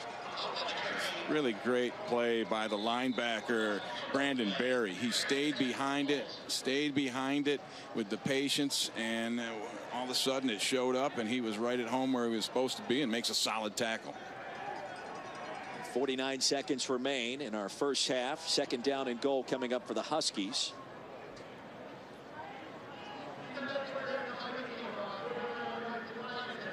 I was just getting ready to ask why the clock stopped. Here's our answer from our veteran officiating crew.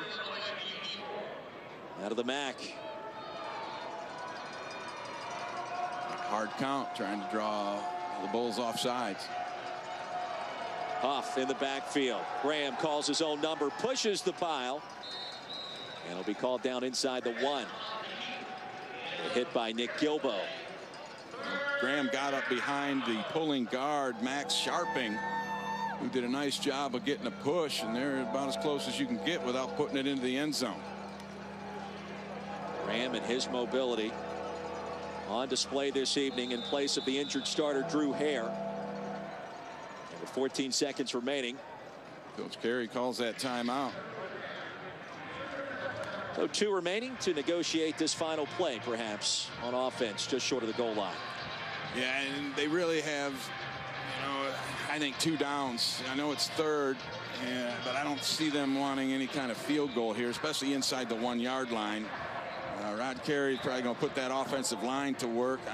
If I'm calling that play, I'll hand it to Mr. Buono and let him just push the pile. Yeah, 16 touchdowns this season, including 1 tonight. Very impressive with his power, not to mention the footwork and vision. And the great patience that he has. That's what stands out to me. And, of course, they go with Huff. Huff, just a redshirt sophomore. He'll line up in the pistol formation. 10th play of the drive coming up. And now Buffalo will utilize one of its 2 remaining timeouts. A little chess match going on here, back and forth. These coaches just letting the formation run out, see what they've got. And Coach Leipold takes that timeout. Northern Illinois had gone with the 3 tight end, the 13 package. And then they flipped it over, and we're in an unbalanced line situation. So they saw basically the hand, and now they're going to adjust accordingly with this timeout. A chilly night here in Buffalo. And the Huskies.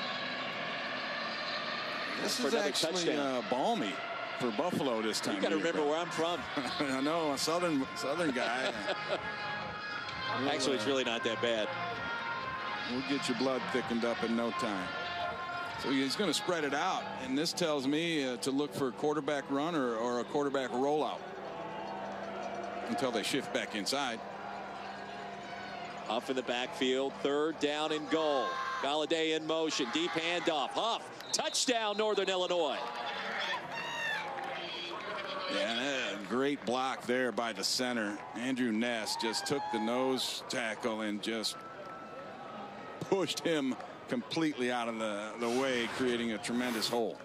You take a look at it yourself, and you see the job and the block there, and it was the center and the left guard just walled the entire defensive line from Buffalo out of the picture. That offensive line for the Huskies, a couple of redshirt seniors, a few more upperclassmen. Extra point is up. It is good. 28-3 our score. 10 seconds remaining in the second quarter. An impressive first 2 quarters almost in the books for Northern Illinois, Ray. Yeah, their ability to run the football has really been the difference in this game. 212 yards on the ground. And when we spoke with Coach Carey, he said he wanted more from his offensive line, and he said that not to diminish what they've accomplished, but he sees the potential that they have, and he grinds on them guys pretty hard. Brandon Berry needing some assistance to get off the field. These two teams have combined to win their last 7 games, 4 for the Huskies, 3 for Buffalo. You see the scoring drive, 10 plays, 80 yards, just over 3 minutes.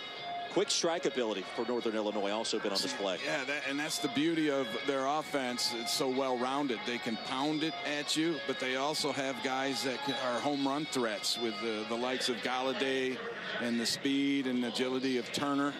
And they're even missing Tommy Lee Lewis, maybe their most explosive guy here tonight. They can come at you a lot of different ways. And Hagan sends a wobbler down to the 3. And a brief alley closes up, crossing the 20. Oh, 1st and 10 coming up for the Bulls, 4 seconds remaining. Yeah, probably an opportunity for Joe Licata to take a knee or just hand it off and get in there at halftime and start talking about what adjustments need to be made. Yeah, don't want to get too cute here, trailing by 25. Buffalo scored first tonight on the opening possession, went right down the field, settled for a field goal. And since then, 28 unanswered on the scoreboard for the Huskies of Northern Illinois. Halftime here in Buffalo with a score 28-3. Much more headed your way. Make sure you stay tuned after the commercial break to get more college football action with ESPNU Studio.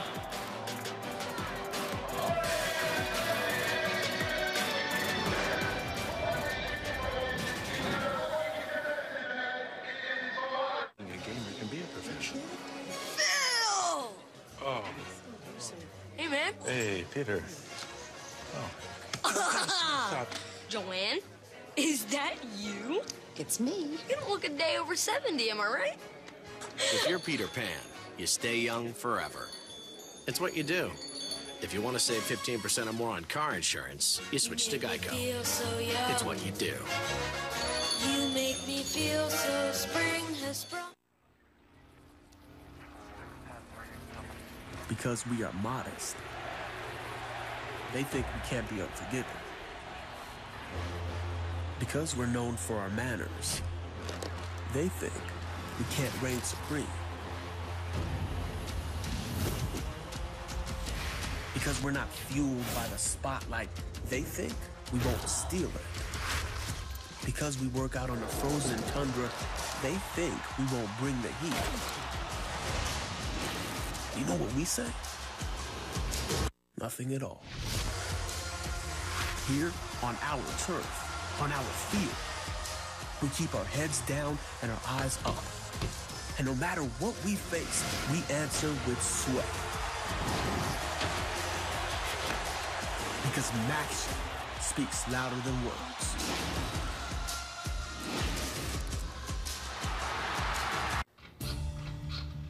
These hands are made to work, so I don't waste time trying to get the grease off. I count on the Craftsman brand and their Mach Series tools to help me get the job done quickly. This Mach Series 53-piece set keeps me moving. Fast drive technology. An extendable reversible helix shaft delivers continuous rotation at 1.5 rotations per stroke.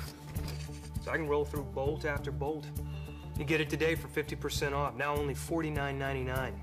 And then there's the Mach Series 3/8 T-handle driver. An aluminum free spinning collar can adjust quickly to help me drive in any screw. You got a really stubborn one? Use the strong square drive to break it loose. Good luck trying that with an ordinary screwdriver. And good luck finding a better deal on the T-handle drive. You can get it now for 50% off at just $24.99. And Craftsman hand tools are protected by a lifetime full warranty. This holiday season, put Craftsman tools at the top of your wish list.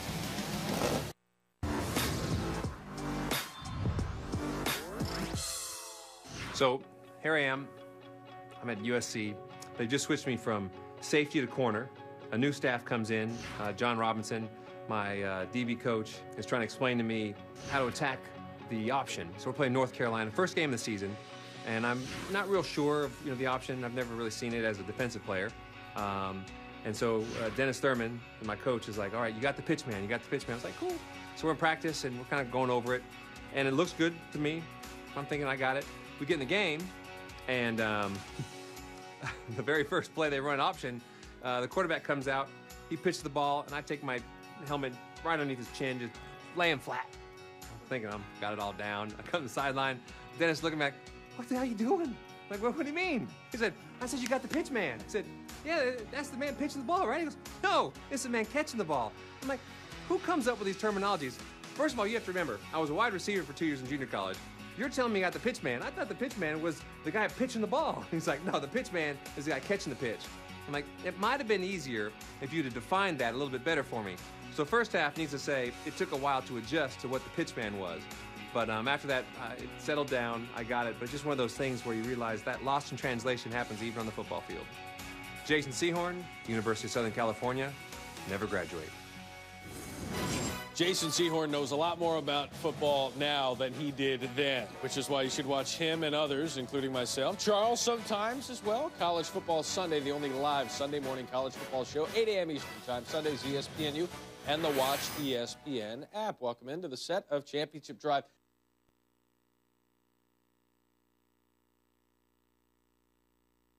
For real.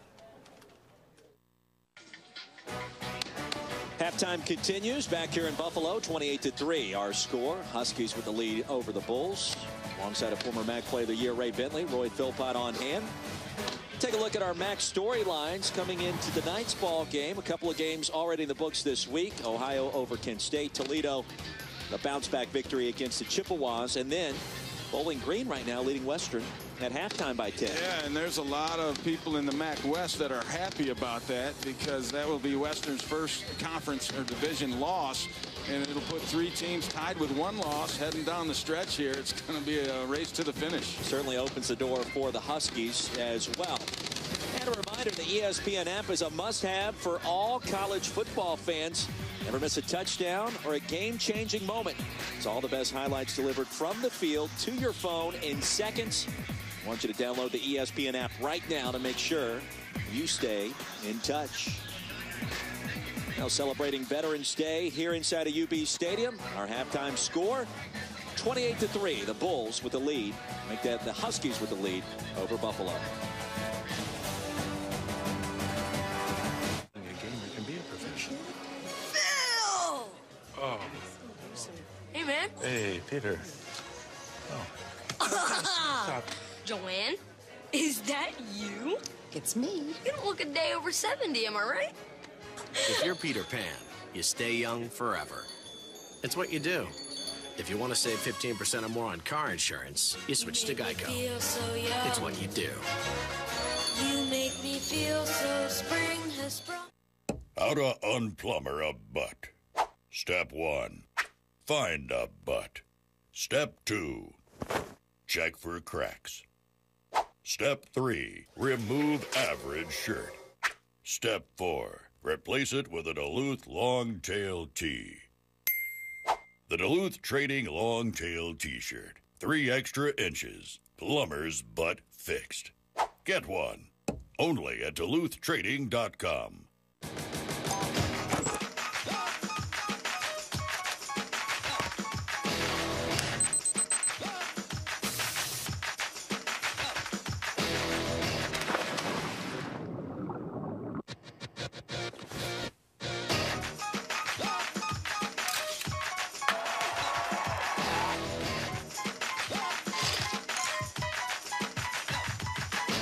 Residence Inn. It's not a room, It's a residence.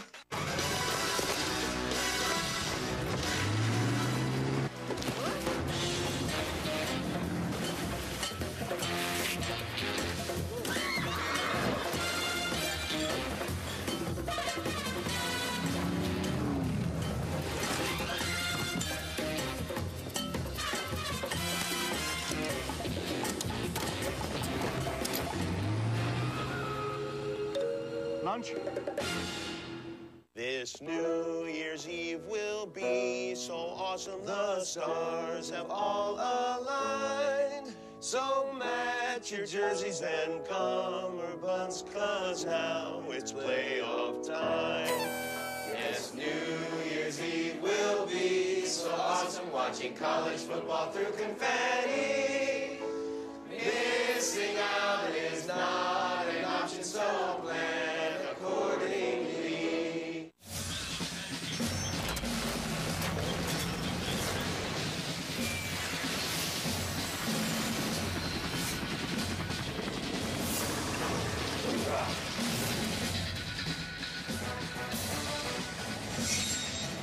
Beautiful night for college football back in Buffalo on Veterans Day. 28-3 our score. Start of the second half coming up right now. Tyler Grassman back on the field to kick this one away. And DJ Brown, or Garris Turner back deep to receive. Ray Bentley, Roy Philpott on hand tonight. Glad you could join us for this fast start by the Huskies. Trying to stay in it. And the always talented Mac West. Turner from his goal line. Crossing the 20 and brought down at the 27. Let's take a look at our Kay Jewelers Drive recap. We take you back to the first half. A couple of interceptions by this NIU defense. They've been red hot as of late. Yeah, and these two plays were really outstanding. The first one, Lurie makes the pick. He looked like the receiver on that one. Tapped the toes down, and then Marlon Moore, he came up with the second one, another equally impressive play, and that led to the Buono 58-yard touchdown run, his longest run of the season, as Northern Illinois 212 yards on the ground, dominating in the first half without a big offensive line. Buono over 1,000 yards after going over the century mark in the first half. 1,000, of course, for the season. A talented junior out of Aurora, Illinois. Hey. Excuse me, Roy, they only passed the ball 14 times in the first half. They are really protecting the young quarterback by taking it out of his hands and letting the big backs and some of the receivers make plays. Chad Beebe, the end around, gain of 10 yards and brought down by Ryan Williamson. I saw his father, Don Beebe, during halftime. Him and Steve Tasker, a couple of my old teammates back in the glory days with the Bills, are here tonight watching young Chad play a little football. Empty backfield. Ryan Graham into Buffalo territory. A tackle by Nick Gilbo. 10th carry of the night for Graham. I think that's more than they really had planned on, but you can't, and I understand they don't want to get him hurt. But you got to win a ball game. You got to be who you are and do what you do. You can't be afraid of injury. Buono pitched backwards. Brandon Berry and Damone Harrison on the tackle. Just underway in our third quarter. This game important for both teams. Buffalo with a win tonight would become bowl eligible. Ray, for just the third time in school history, and of course NIU trying to keep pace in the MAC West, as we mentioned a few minutes ago. And speaking with Coach Lance Leipold, he said that would, if they made a bowl this year, that'd be ahead of schedule. Ryan Graham keeps the play alive. Brought down at the 36-yard line. Okazie Alozie. I tell you, the more I watch Ryan Graham, the more impressed I am with his athleticism, running ability, and not only that, the way he's kind of in control out there. He's running this offense. He's just, you can tell he knows what he's doing, and he's very confident. After a gain of 12, Buono far side. Down to the 32-yard line. Tackled by Alozie once again, and here comes the tempo. Northern Illinois, of course, just 3 years removed from a berth in the Orange Bowl against Florida State. In fact, that was Rod Carey's first game as the permanent head coach.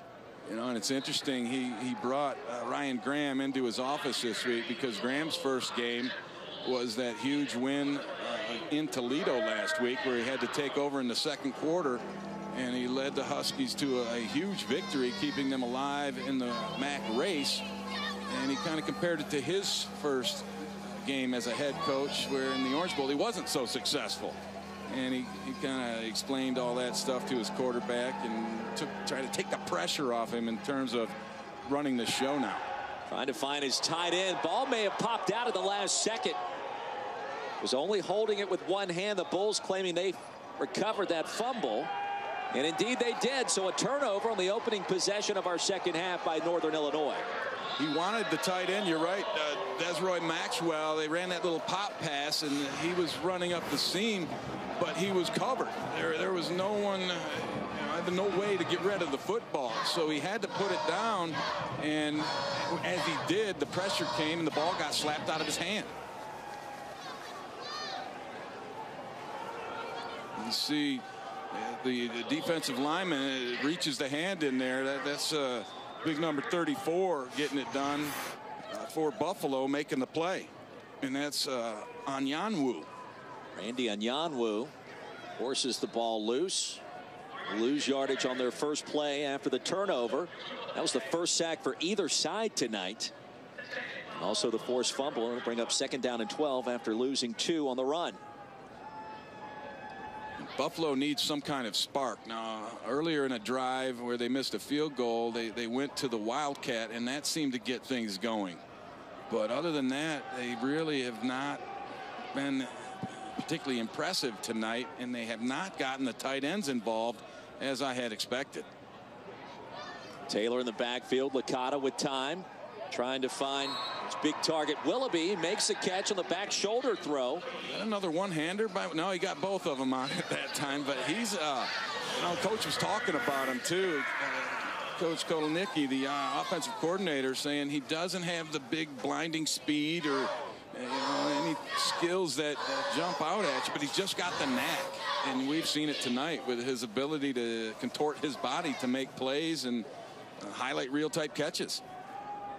Nice job there by Ron Willoughby. Here's the dump off. And a short pickup. They'll give him 5 up to the 49-yard line. And Weiser finally makes a grab. It's meaningful. They finally run the post-up play to the tight end where he's just going to go and basically box out the defender and show his numbers to the quarterback. And, hey, they pick up 5. Puts him in a 2nd 5. A nice situation that an offense wants to be in.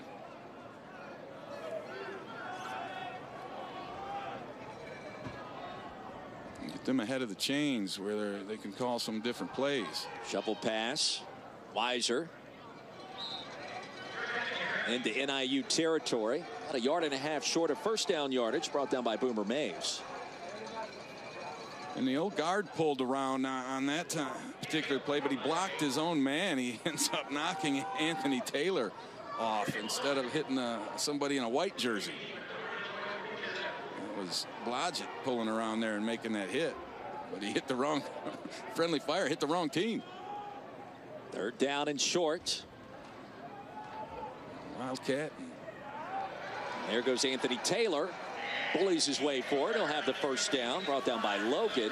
They've had success with the Wildcat package tonight, and again we see it there with Taylor. Yeah, and it's really it gives them an advantage in terms of the +1 running game where you have that many more people to block than the quarterback or whoever it is back there that carries the football. It's Leipold trying to find some kind of life with this offense. Coach Leipold told us, we don't have a dual threat quarterback, so we have to go to the Wildcat. It's the backup tight end Schreck in motion, looking for Willoughby. Same play, can't bring it in, but a flag on the field with Logan in coverage, and that may be pass interference coming. Yeah, a nice back shoulder throw by Joe Licata, and that shows you the confidence that he has in Willoughby as receiver. Those two pass interference. Defense number 29 at the spot of the foul. Automatic first down. It's like an extra sense that they have between each other. You can see him get the ball out, and and the rule is if he is even with that defender, then you throw the back shoulder. If he's got a step ahead, then you try to throw it up over top. Licata out of the shotgun. Surveys and now floats it to the 25. It is caught And with that pass and catch, Joe Licata now the all-time leading passer in the history of the Buffalo Bulls football program. Well, congratulations to Joe Licata. It's been a lot of hard work and dedication that he has put into this program. Mr. Buffalo, as they go tempo, handoff to Taylor. And on 2nd down and 5, he'll gain 1. And Coach Leipold told us that the first guy to show up in his office when he got the job was Joe Licata, and he had looked at some YouTube footage of Wisconsin Whitewater, where Coach Leipold came from, to see what the offense was, what they did, and was all very excited about this opportunity, and he's stepped up and done a great job. Mr. Buffalo, he's known around these parts, as Joe Licata now the all-time leading passer in Buffalo history. Huskies show pressure. Here it comes. The quick release, and it's incomplete, looking for McGill. And the pressure affected that throw that time, Ray. Yeah, he just had to get rid of it quick with that pressure coming. I say Buffalo goes for it here. Given the situation with the scoreboard, field goals aren't going to help you, and they're in pretty good position. Licata stays on the field out of the shotgun. He's got Willoughby with one-on-one coverage at the top of the screen, and the safety is all the way inside on the hash, so it might be a good time to throw to him. He'll roll towards his left, flicks it downfield, and it is caught. Marcus McGill, another grab. And the drive continues on the 4th down conversion. Great route by McGill coming back to get the football. And so many times guys will sit and wait on the ball, and we have Lurie down on the field. The way McGill comes back to the football is what makes this work. And Licata's going to throw it to a spot, and he throws from a lot of different platforms. That one, he just took it off of his hip and let it rip. Lurie assisted off the field, leads the country in interceptions with 8, including 1 tonight. That's a developing story. That was a key conversion on that 4th down to keep Buffalo's hopes alive in this contest here. They get some points on the board, and in fact 6 points on the board. It's going to change how they feel about themselves in this ball game, and it'll put another thought into the minds of Northern Illinois. Licata's family, a Buffalo family. His father, a principal. His sister works with a couple of the pro sports organizations in the area. Licata towards the end zone. McGill, did he make the catch? He did for the touchdown.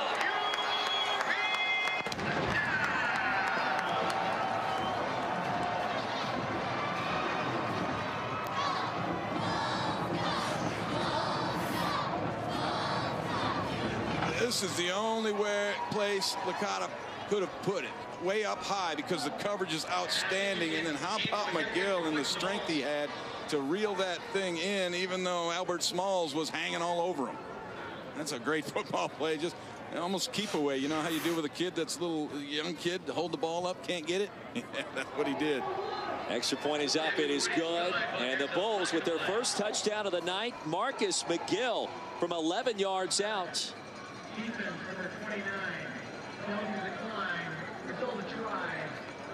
Now the point after touchdown will count, and just a little over halfway through our 3rd quarter. Hey, Bulls have a chance, trailing now by just 18. And Marcus McGill, the reason why. Hands with glue on him if you watch this catch again. He just reached up and snagged that one out of the air, and Buffalo shows some life. Remember when Christmas was magical? When the mailman delivered to the North Pole? And we all had a front row, shoulder-top seat at the parade. Let's get back there. Santa's Wonderland at Bass Pro Shops has what we've all been missing.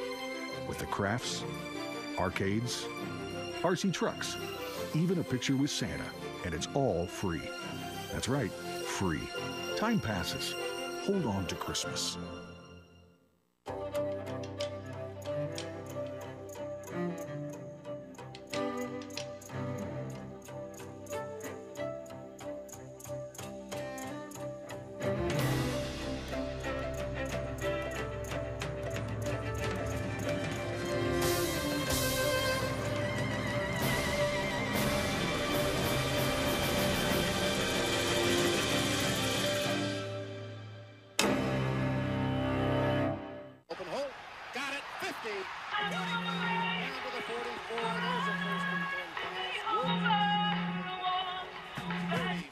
Burger King created a better way to Buffalo with new Buffalo Chicken Fries. Buffalo Chicken Fries, only at Burger King. The 5 Truth or Dare Challenge is back.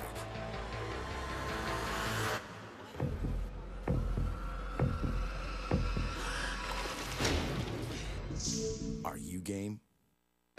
Sunday morning, I'm like a kid at Christmas. How is that not a touchdown? I like the variety of the league. It's really easy to use. Choose a one-week league, pick your team, and get your cash winnings after Monday night. Live scoring on FanDuel is awesome. It's good to see just my score rise and rise and rise. Millions of people have already won money on FanDuel. It can really pay to be a fan. Try FanDuel today, and we'll refund your entry fee if you don't win. Go to FanDuel.com and enter promo code FORWARD. Huge game inside the conference. This is a game with postseason implications. Oklahoma, Baylor, Saturday at 8 Eastern on ABC. Bulls with new life, trailing by 18 halfway through our third quarter. Courtesy of Marcus McGill, a senior from Rochester, New York, his third touchdown of the season, and perhaps his biggest one thus far. Ray Bentley, Roy Philpott back here in Buffalo. Critical MAC showdown. Wednesday night MAC, and you can't beat it. As Grassman sends it to Turner from his 2.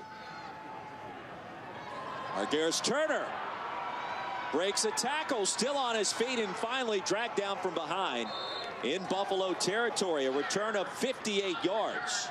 Turner has a 86-yard touchdown return to his credit. Almost busted that one.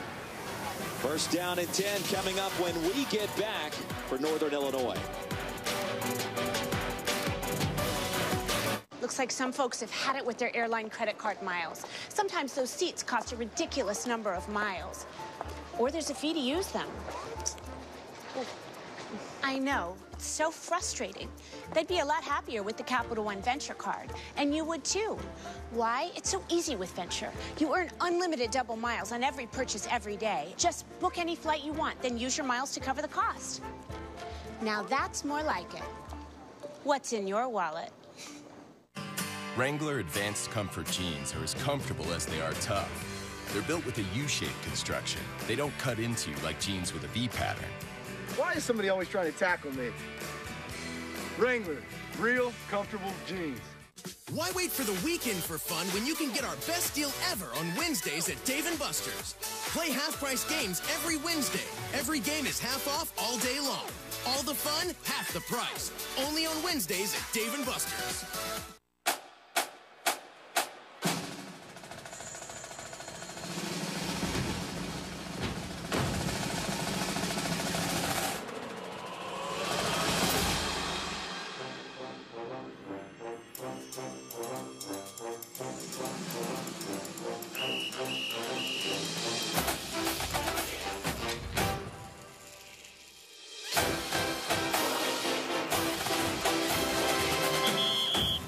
This New Year's Eve will be so awesome. The stars have all aligned. So match your jerseys and cummerbunds, 'cause now it's playoff time.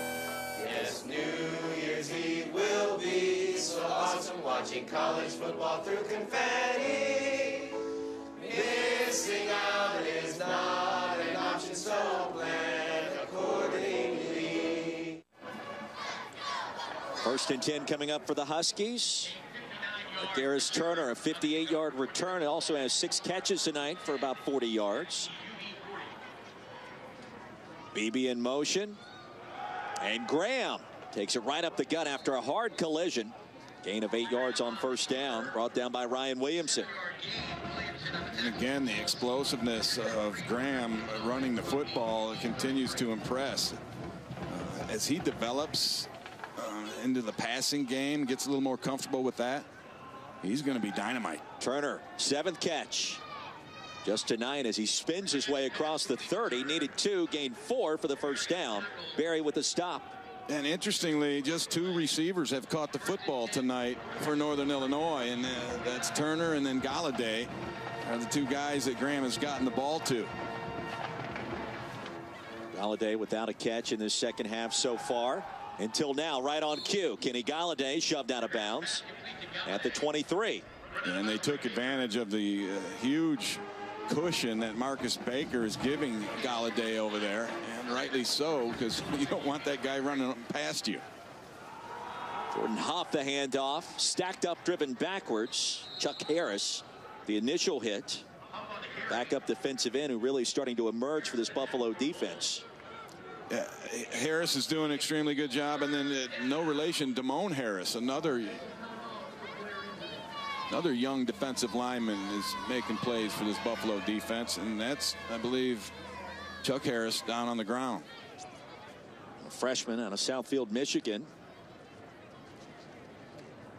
And when we spoke with the Northern Illinois coaching staff, in fact, Rod Carey said, you know, Buffalo's got a couple of really nice young pass rushers that you have to be aware of, and Harris was one of those guys. Timeout on the field, and we'll take one with them. Northern Illinois, an 18-point lead here in Buffalo. Texans Bengals at 8:15 Monday on ESPN. I'm a fan of things that go. I'm a fan of all things Shelty. When it comes to snacking, I'm a fan of hot and melty. I'm a fan of DQ. I'm a fan of DQ Bakes. 3 new oven hot snacks like the Buffalo Chicken Snack Melt, only at your DQ. No jeans are both comfortable and good looking. He's still not getting it. Can you please tell him? Actually, New Lee jeans are both comfortable and good looking. Yes. So put the jeans on. What's the matter with this? Everything. New Lee jeans with active comfort denim. Comfort never looked so good. This New Year's Eve will be so awesome. The stars have all aligned. So match your jerseys and cummerbunds, 'cause now it's playoff time. Yes, New Year's Eve will be so awesome, watching college football through confetti. Missing out is not an option, so plan accordingly. There's nothing better than being able to fix things myself. And there's nothing worse than getting stuck on a project. It's a good thing Craftsman Tools have my back. Their Extreme Grip series gives me the grip I need when I run into a rounded off or rusted on fastener. The Extreme Grip 5-piece socket set has movable serrated jaws that automatically adjust to fit both standard and metric bolts for 14 times more gripping power. With these sockets, even the toughest bolts don't slow me down. You get the full set for just $19.99. That's 50% off. And strip screws? Forget it. The diamond-coated tips on the Extreme Grip 6-piece screwdriver set dig in to give 4 times more gripping power than normal everyday screwdrivers. You can get the whole set for 50% off, now just $19.99. And Craftsman hand tools are protected by a lifetime full warranty. This holiday season, put Craftsman Extreme Grip tools at the top of your wish list. ESPNU College Football Primetime is brought to you by Dave & Buster's. Eat, drink, play, watch sports. And as always this time of year, we like to salute all of our nation's veterans, past and present. We take a look at some of the courageous soldiers from around the globe proudly showing off their school pride. We thank all of you for your service. Second that. Back here in Buffalo, Ray Bentley, Roy Philpott, 3rd down and 3. Graham a little shake and bake and a shimmy across the 20. I don't think he got it. His knee went down before he lunged forward.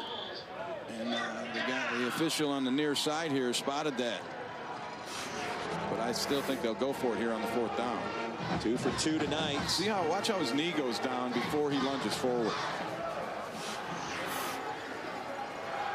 And the handoff, Buono near side's got the 1st down, stays in bounds. And dragged down just short of the 10-yard line by Marcus Baker. Drive continues for the Huskies. I continue to be impressed by Buono and his patience as a runner, and also the vision, because you got to not only be patient in terms of being able to cut back or break it outside, bounce it, but you also need the vision to be able to see that it's available. Ryan Graham hands it off Wanya. Dragged down from behind. And Yanwu with the hit. Reserve defensive lineman. They got about 10 players they'll rotate in Buffalo's front four. Lacking depth in the back seven. That's something they're going to try to address in recruiting with this next cycle. Right. It's a building process. And, you know, I always believe the games are won and lost up front. And when you build, that's where you start. That's what they've done.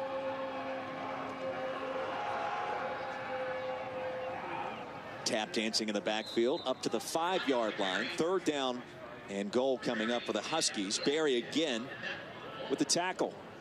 And a little help from Ryan Williamson, the safety, coming up to finish it off. But again, Barry has adapted to that linebacker position from his safety spot extremely well. Coach said he's a straight line player. And I see what he means by that, because he will, when he gets an opening or a window, he does attack it in a hurry. They'll float one towards Galladay, and it's out of bounds. Graham, too much mustard on that pass. Baker in coverage. He's made some circus catches like that before, but couldn't do it there. And if you're going to miss one of those, you want to miss it outside, wide, long, however you want to refer to it.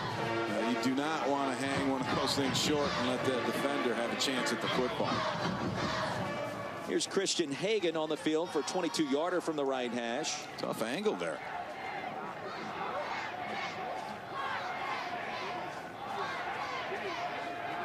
.12 out of 15 this season. Long of 52 yards. And the kick is good. The Huskies tack on 3 points to their lead. And the new score 31-10. Under 4 minutes to play in our 3rd quarter. And don't forget Saturday Night Football presented by Walmart. Number 12 Oklahoma versus undefeated and 6th ranked Baylor. That's coming up on ABC at 8 Eastern. Of course, this game's results will have a big impact not only in the Big 12 race, but in the college football playoff as well.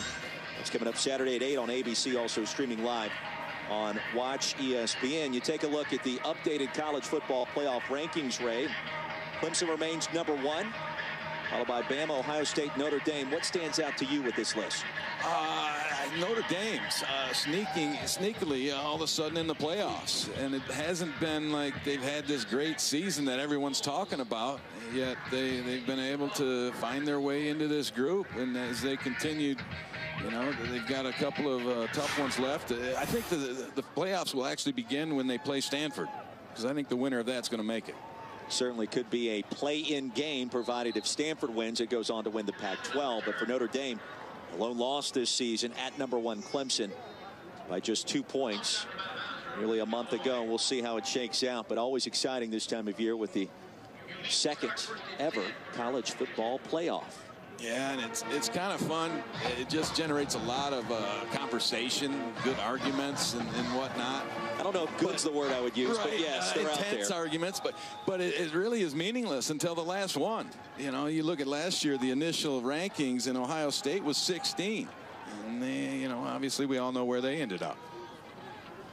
After the return, Johnson in the backfield. Licata with time as the pocket collapse. Looking for Weiser. And out of his big mitts. That's a great example of the bravery or courage of Joe Licata, of hanging in there to the very last second and then throwing the football and taking his medicine. And the coaches were very complimentary of him and mentioning that part of his game. You know, they emphasize that and the intelligence that he has, although you might want to question it when you stand in there and take a hit like that from Fleming. One of the first times tonight he has been hit. On 2nd down, gets it out of there quickly. A dangerous toss, and brought in by Ron Willoughby once again for a short gain. Yeah, I thought that was intended for Marcus McGill, who was right in the throwing lane, the inside receiver running the same kind of route and out route. But it was a nice job of Willoughby bringing it in despite the defender draped all over him. Trips top of the screen, 3rd down and 4. I think they made contact when they went across the line of scrimmage there. That was Corey Thomas, the nose tackle.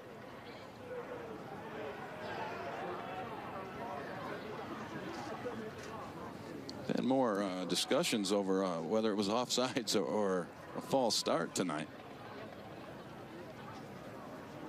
Greg Blum, our referee. Offside. Defense, number 45. The 5-yard penalty results in a first down. Interesting that they called it on Mays as opposed to Thomas. Because it was clearly Mays that I saw, but Thomas jumped as well, and he's the one that they got. The drive continues. Now from the 38 as Jordan Johnson checks back in the backfield. 4th penalty of the evening against the Huskies. Generate that first down. Play action. There's the dump off. Weiser's got it, crossing the 45, a gain of 13 and another first down. Yeah, just a little pop pass where the offensive line and everybody except the quarterback is thinking run here. But as a pre-snap read and then post-snap read as well, Licata's looking at the conflict player. In that case, it was the safety who basically crashed the box, leaving that seam wide open for Weiser to make the grab. Shuffle pass. Weiser again dives forward. Quality pickup on first down. It'll bring up 2nd and 3. Perez Ford with the tackle. I find it interesting that they use a tight end in that kind of play. Ford makes the tackle, but usually you want a more of a running back type guy to get the ball on those shuttle passes. But Coach Leipold knows that his tight ends are as skilled as anyone he has with the football out there on the field. Johnson now in the Wildcat. And a patient run. There goes Johnson. One man to beat. Can he get there? Johnson, touchdown. Lightning in a bottle from 47 yards out. What a great run by Johnson. I've been talking about running back patience tonight as Lurie's still on the ground. He's getting up a little slow. But the patience that Johnson displays in this run, he goes off to his left and he kind of dips, holds, waits, tries one little thing, and then boom. And then when he hits the gas, forget about it. He can just flat out roll. And Joe Licata chasing down there thinking he might be able to get a block. Got left in the dust. The extra point on the way. Looked as if it was tipped at the line of scrimmage. It is no good.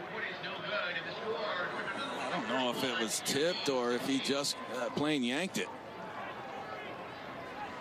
Lance Leipold wondering the same thing. William Lee crashed the line. Yeah, Mitchison missed one just like that last week against Kent. And it just makes you kind of wonder what's going on here. You're right, they had the penetration, but he just flat out shanked that thing, pulled it right. Nonetheless, the touchdown counts from 47 yards out. And Jordan Jackson, I think that Jordan Johnson's got his Bulls right back in the thick of this one, trailing now by just 15 here at the end of our 3rd quarter. And that little dip that he made into the line really brought in all the defenders, the second-level defenders, collapsed inside. And then when he popped it out, there was nobody left home. And with his speed, Johnson takes it to the house. A drive Buffalo desperately needed to stay in this one. Well, the Bulls reached pay dirt twice in this 3rd quarter. After connecting on just a field goal in the first 2. Missed a couple of field goal attempts as well, which could prove costly. And the Buffalo kicking game certainly struggling this evening, as it has the last couple of weeks. Rassman's kickoff, fielded by Turner, 1 yard deep.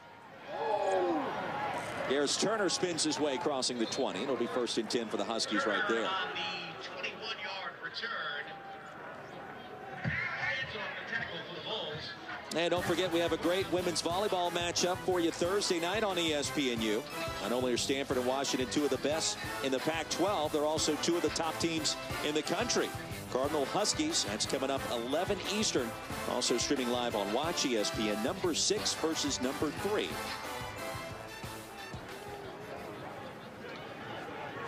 And back now to live action, Jordan Huff.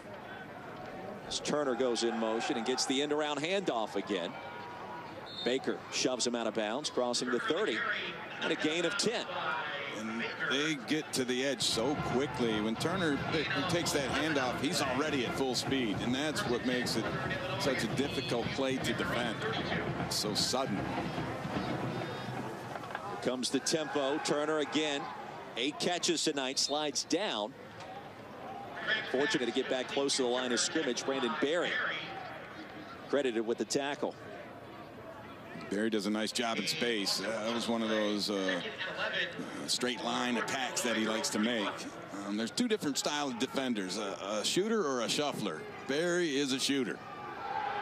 Graham.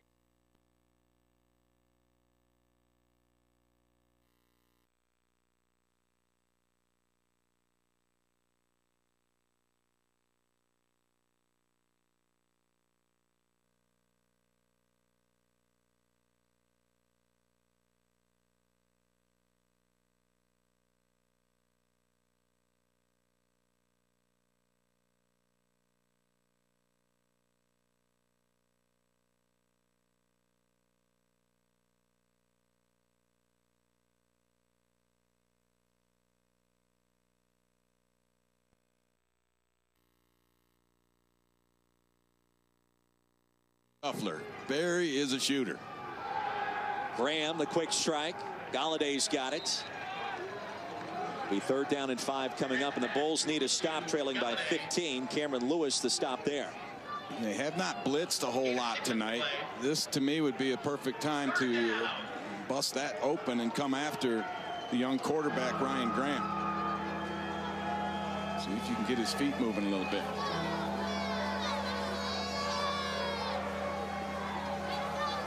And making his first career start. Calls his own number. Graham. He's got some speed, and he's got a first down. Needed 5, gained 7. Alozie with the stop.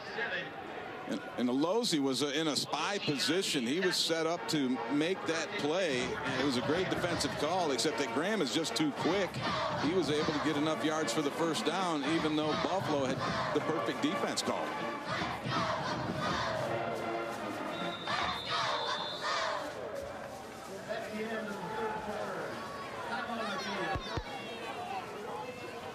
And some fireworks from both sides in that 3rd quarter, but the Bulls, a couple of scores. Got it going with a little offense in that 3rd quarter, taking it on the run, getting it up in there, the play action pass, the great catch by McGill, and then the run, the Johnson romp around the end.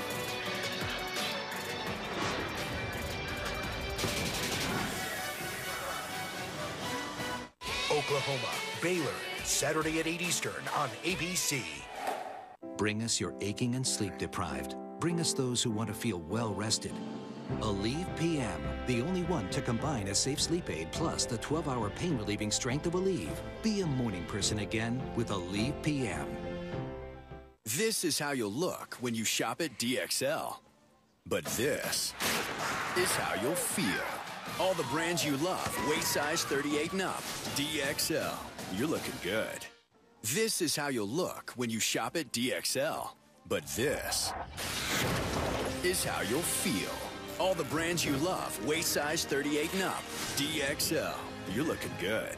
Right now, Harbor Bay long sleeve tees are just $29.99 each when you buy 2 or more.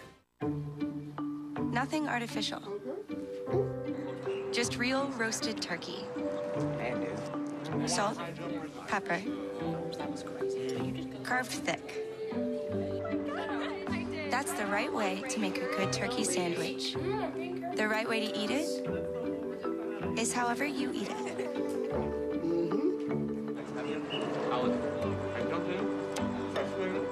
Panera, food as it should be. I got you something to keep you warm. On the inside.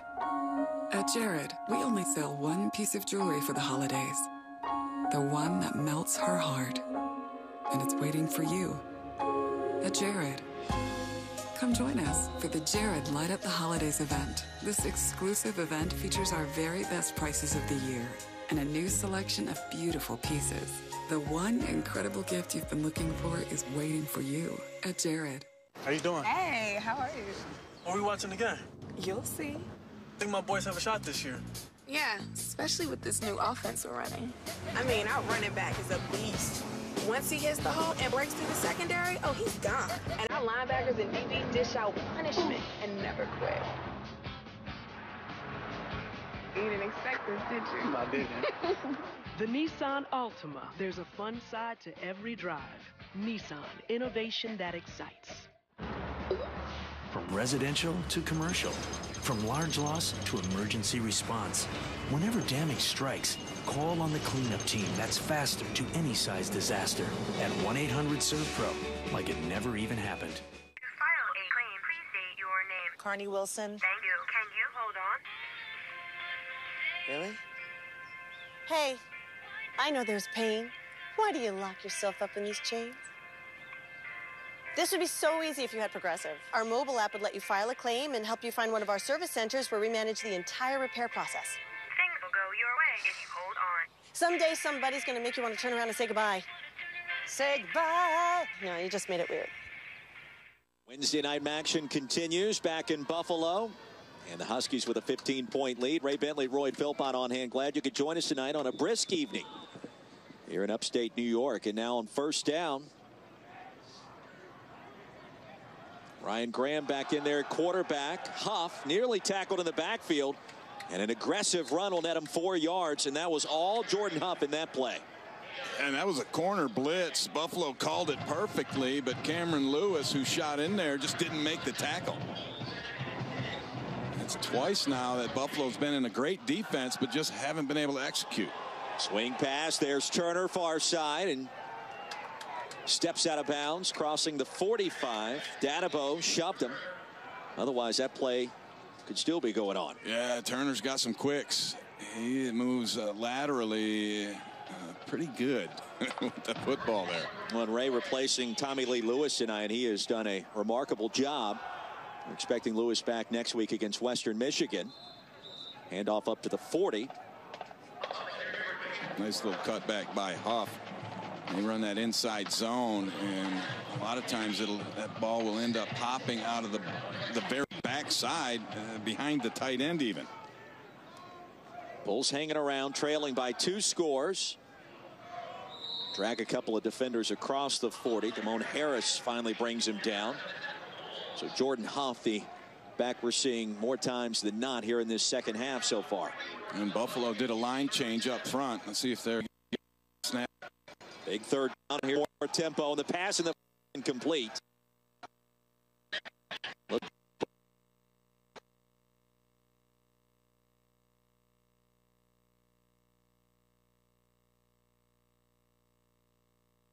We got a ball game. Bulls trail by 25 at halftime, now by just a touchdown and a 2-point conversion. Under 14 minutes to play, Ray Bentley, Roy Philpott, the first career interception for Cameron Lewis. And a big one, no doubt about it. He'll never forget this night, I promise you. And really just a poor decision by Coach Carey in going for that thing.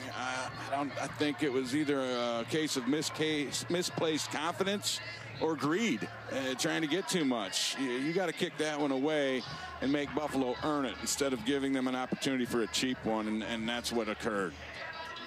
Great play by Lewis, though, I got to tell you. Grassman puts a foot into it, fielded by DJ Brown from his own 14, and Brown with an alley and shoved out, crossing the 30-yard line. It'll be 1st and 10 for the Huskies after an 18-yard return. Let's go back to that interception, and it's going to be at the bottom of your screen. Brescacin is the receiver, and Lewis is the defender. And watch Lewis.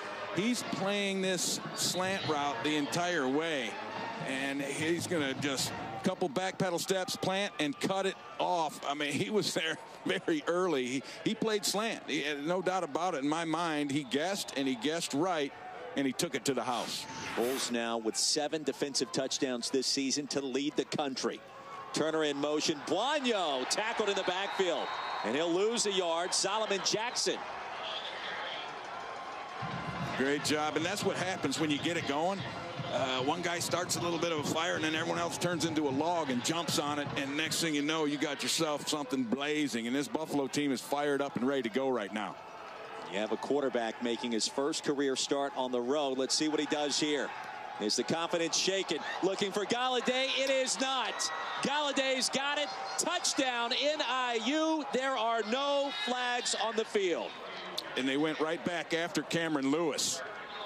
And I don't know if he slipped, fell down, or what exactly happened to him down there, but he let Galladay get a good 10, 15 yards behind him. And it's just there's great protection, and you won't have an easier pass if you're Ryan Graham for a long touchdown. And Lewis, he just basically fell when he tried to turn the hips. And ironically, that pitch and catch from 68 yards out a few moments ago. Cameron Lewis, the pick 6 from 68 yards out. Huskies reasserting themselves. The 15-point advantage under 13 minutes to play. Kenny Galladay, what a player. A great play, but how about Graham after throwing that pick 6, turns right around and drops a dime to his big guy down the field, and Galladay extends the lead.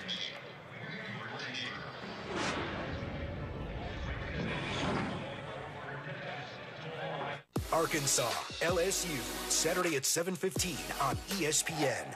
No jeans are both comfortable and good looking. He's still not getting it.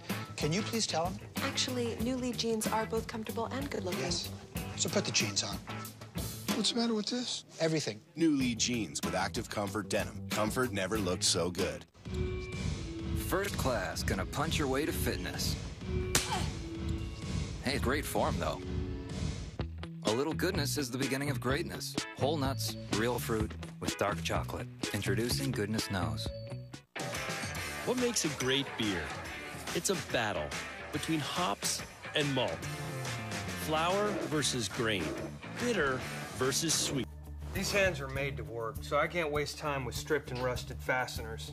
That's why I love the Craftsman Extreme Grip line. Screwdrivers with diamond-coated tips deliver 4 times more grip than standard ones.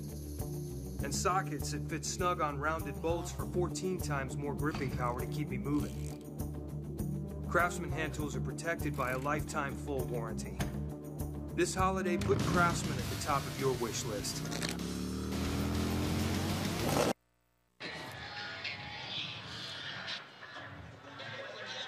(38-23) back in Buffalo, Northern Illinois. The 15-point lead after the 68-yard pitch and catch, and Kenny Galladay, 6 grabs, 141 yards, a couple of scores. It's what he does best. In the last 2 games, he's got 14 for 269 and 3 touchdowns. That's a good couple weeks of action. And 1 yard deep, Johnson kneels down.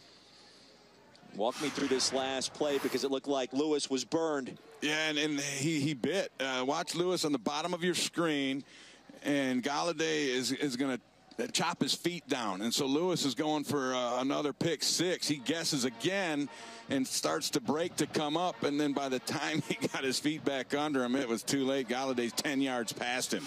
So a great call with a double move going after a corner that you saw basically jump a route in the previous series and get a pick 6 out of it. And they went to him again, and they got what they wanted. Gotta love Wednesday night action. Back and forth we go. An eventful fourth quarter. A float one down the field. Willoughby in and out of his mitts. And a pass is incomplete. It looked to me like that Paris Logan had a hold of one of Willoughby's arms, but that usually doesn't stop Willoughby. I've seen him make several catches where one guy's got a hold of one arm and he makes it with the other.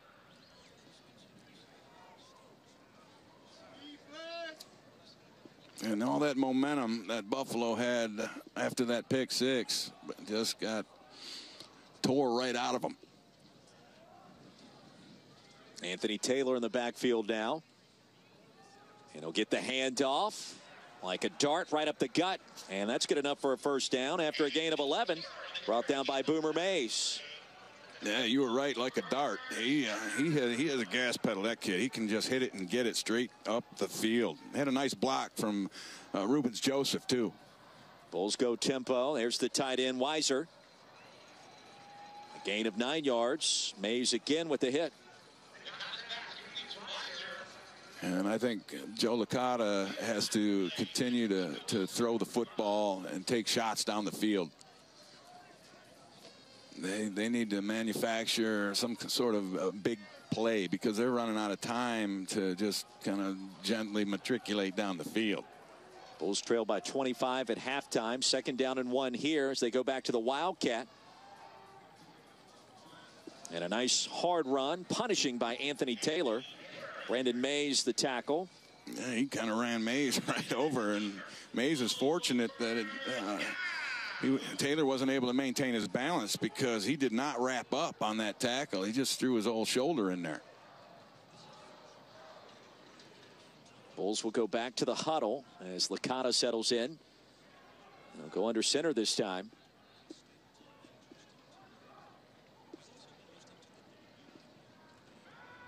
And play action. Looking deep down the field. Colin Lisa, the comebacker, makes the catch. And the stutter step finally dragged down near the 30 after a gain of 19 yards. That was a really nice route by Colin Lisa. He fought his way inside, then crossed back outside like he was going to run a fade.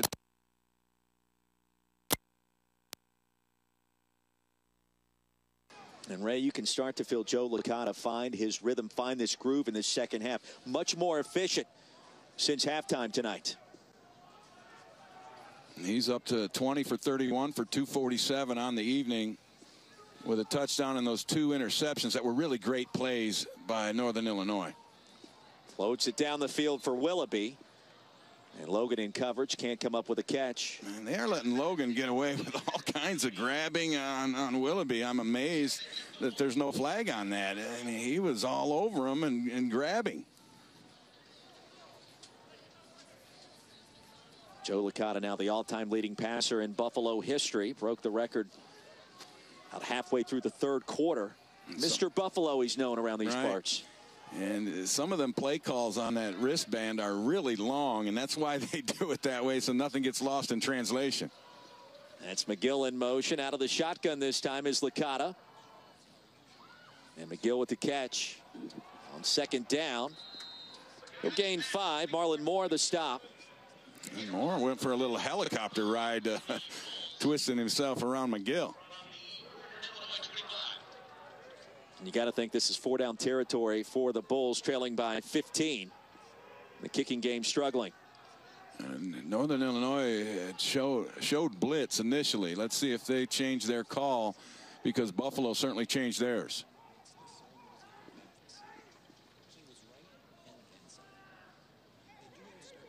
Weiser still double checking that play on his wristband. Yeah, I saw that. Taylor the handoff. Needed 5. He'll gain about a yard. It'll bring up 4th and 4. Boomer Mays the hit. And those wristbands, all the skill players have them on, and so that they can go fast, and the sideline just gives them a number, and they all can check it at the same time. And as you mentioned, 4-down territory, there's no question they'll go for this. What do you call here? Play action? You try to dump it off for your big tight end. You know, I don't think play action is going to fool anybody, and they've got it in a empty formation. So yeah, I look for 89 would be the primary, the closest man in the trips up at the top.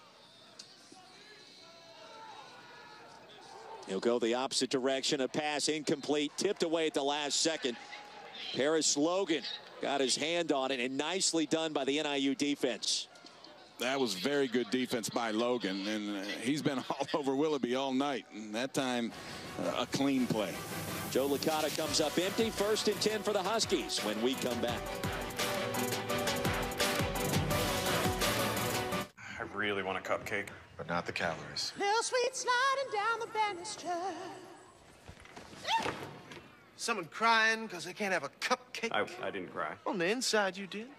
Little Sweet can hear that. He can? Don't worry. Little Sweet brought you some sweet 0-calorie treats called Diet Dr. Peppers. Oh, yeah. That is sweet. Little Sweet defying gravity. Is that Little Sweet? Diet Dr. Pepper. It's the sweet one.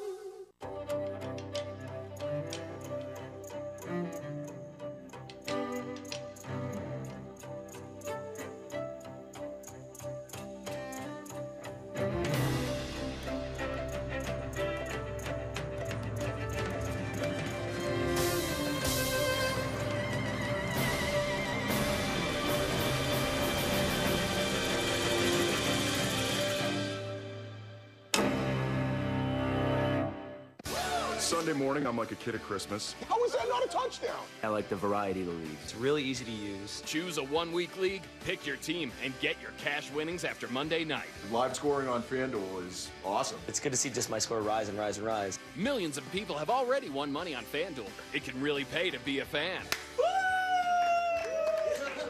Try FanDuel today. We'll match your first deposit up to $200. Go to FanDuel.com and enter promo code COUCH. The cold truth is, if a cold keeps you up at night, you can't just catch up on sleep the next day. New Alka-Seltzer Plus Night Cold and Cough Liquid relieves tough cold symptoms and quiets coughs for up to 8 hours to help you sleep at night. New Alka-Seltzer Plus Night Liquid. Some people say a good steak doesn't need sauce. Whoops! Arby's just put some exclusive A1 sauce on good steak. I hope those people don't get angry. Arby's, we have the meat. The ESPN app is a must-have for all college football fans. Never miss a touchdown or game-changing moment. All the best highlights delivered from the field to your phone in seconds. Download the ESPN app right now. Back in Buffalo, fourth quarter continues after the fourth down stop by Northern Illinois. Ray Bentley, Roy Philpott on hand, under 10 minutes to play. And Northern comes out an unbalanced line. Blagno crossing the 25 up to the 27. And this is where the Buffalo defense has to start taking some chances. They have to dial up some blitzes now. Coach Borland's got to look deep on that sheet to try and force something, to make something happen on that side of the ball. Huff the ball carrier on that first down play. Graham keeps it. Want to be careful with your quarterback right now, Ray. When you think about the depth chart, Tommy Fielder hasn't played a snap. He's just a freshman. Running Graham this late. Yeah, and he took a shot, too, at the end of this play. And you're right. It's a fine line is what it is. Go tempo. Graham straight ahead. And on third down, only gain a yard. Because you have to run him enough. I mean, that's a big part of this offense. Before Drew Hare got hurt, he had 104 carries over the course of the season. And that's a lot. It's part of this offense. It's what they do. And you really can't take that away and expect to be successful. So, like I said, a fine line. You want to run him enough to get what you need. But you want to be careful, too, if that's possible. So the Bulls defense holds. Ambrose. Float a punt to Colin Lisa, who makes the fair catch. Contact late, and here comes the flag. It was a punt of 40 yards, but Buffalo will have better field position than that after this penalty. Yeah, and it was Hunt who just couldn't put the brakes on, so he tried to jump over top of the returner. Devontae Hunt just couldn't. He didn't have the brakes, no air brakes. And really, it's a shame because he was trying to avoid the contact, but he chose to go up in the air to do so.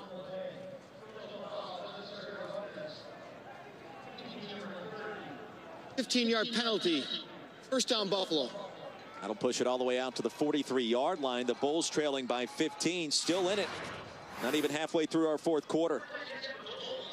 And this is where you need air brakes right here. And you see the fair catch, and Hunt saw it too, but he was just stuck and tried to go up over. Didn't work.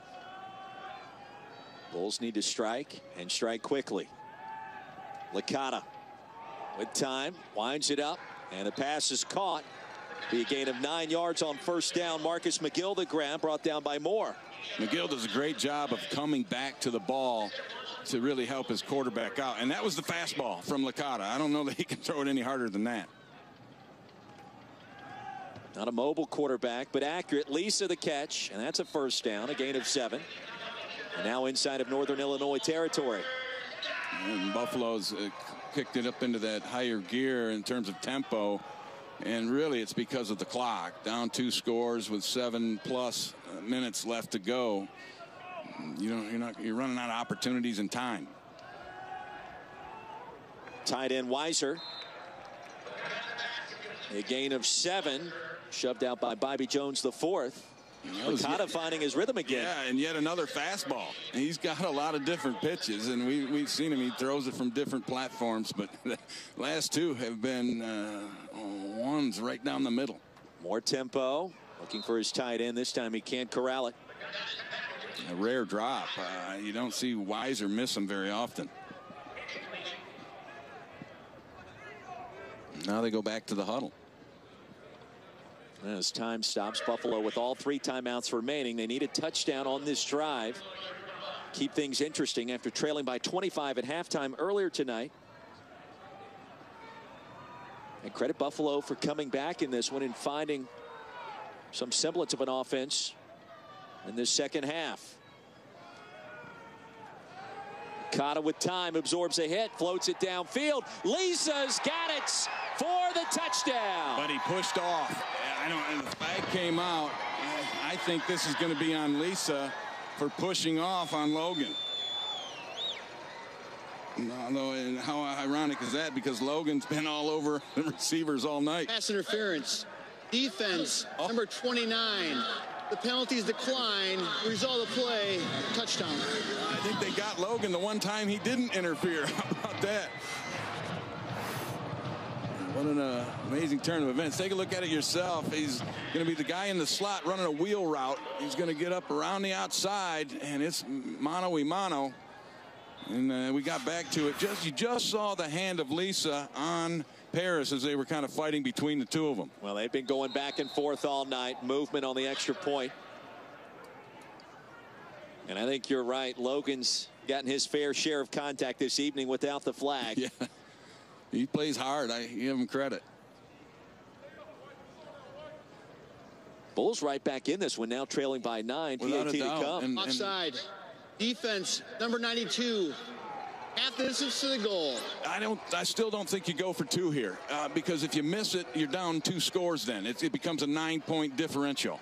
You need to just kick your extra point and be within 8 because you don't want to lose the game right now on this play. And I think if you end up down 2 possessions at this point, that's not where you want to be. I think this is a great decision by Coach Leipold to kick.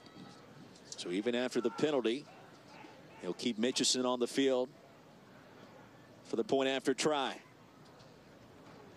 Well, the twists and turns in this game tonight have been fast and furious in this second half.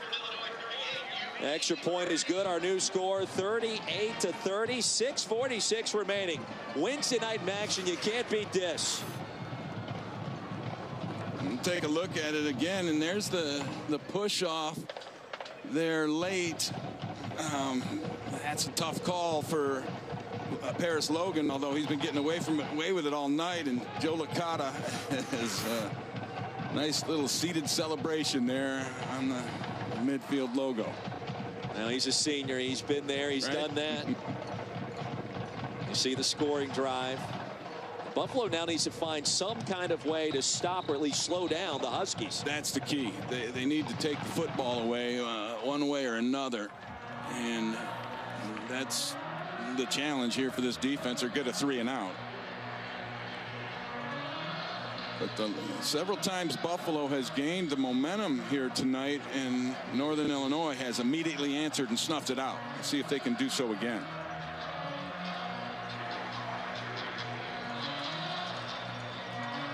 Huskies perhaps thinking about an onside kick try from the Bulls, but nothing doing there, and they'll back it up. Yeah, and that front line is up closer than they have been throughout the night, so they're still on high alert up front. Brown and Turner back deep to receive this Grassman kickoff. Turner from his 5. Gets ahead of steam. There he goes, and tackled at the 26. A reminder, Saturday on ESPN, a couple of big games with playoff implications in store. First at 3:30 Eastern, number 8 Oklahoma State will battle Iowa State in Ames, presented by Cars.com. The 9th-ranked LSU is going to try to bounce back against a red-hot Arkansas team.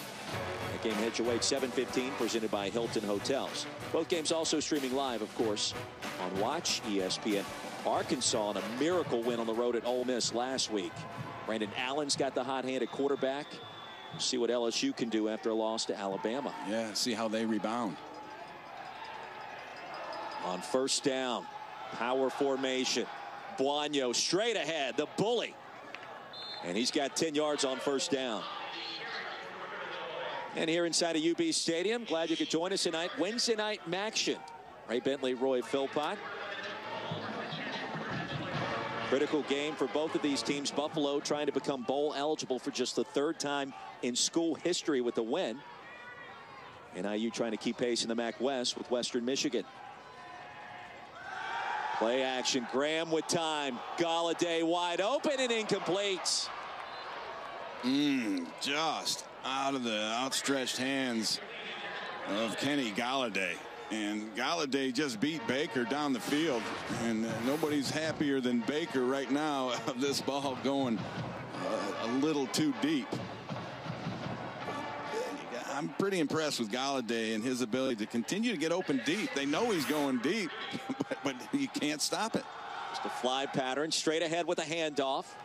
Up to the 46. That'll make it third down and a long 2 with a stop by Gilbo.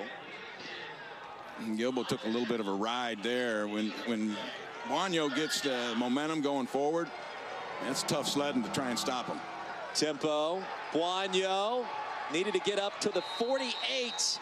And he's going to be stopped about 2 yards short. Nick Gilbo, the former walk-on, a big hit once again. Gilbo did an outstanding job of squaring up in the hole and not making it be an arm tackle. When you try to arm tackle Buono, you go for a ride. And Northern Illinois needs to punt this football. Hopefully they learned their lesson after the previous fourth down interception that was returned for a touchdown. And they're going to let the clock run down and either take a penalty or a timeout, and then they're going to punt, is what I believe. The play clock down now, getting close. That's exactly what Rod Carey's going to do. Second timeout, Northern Illinois. 32nd timeout.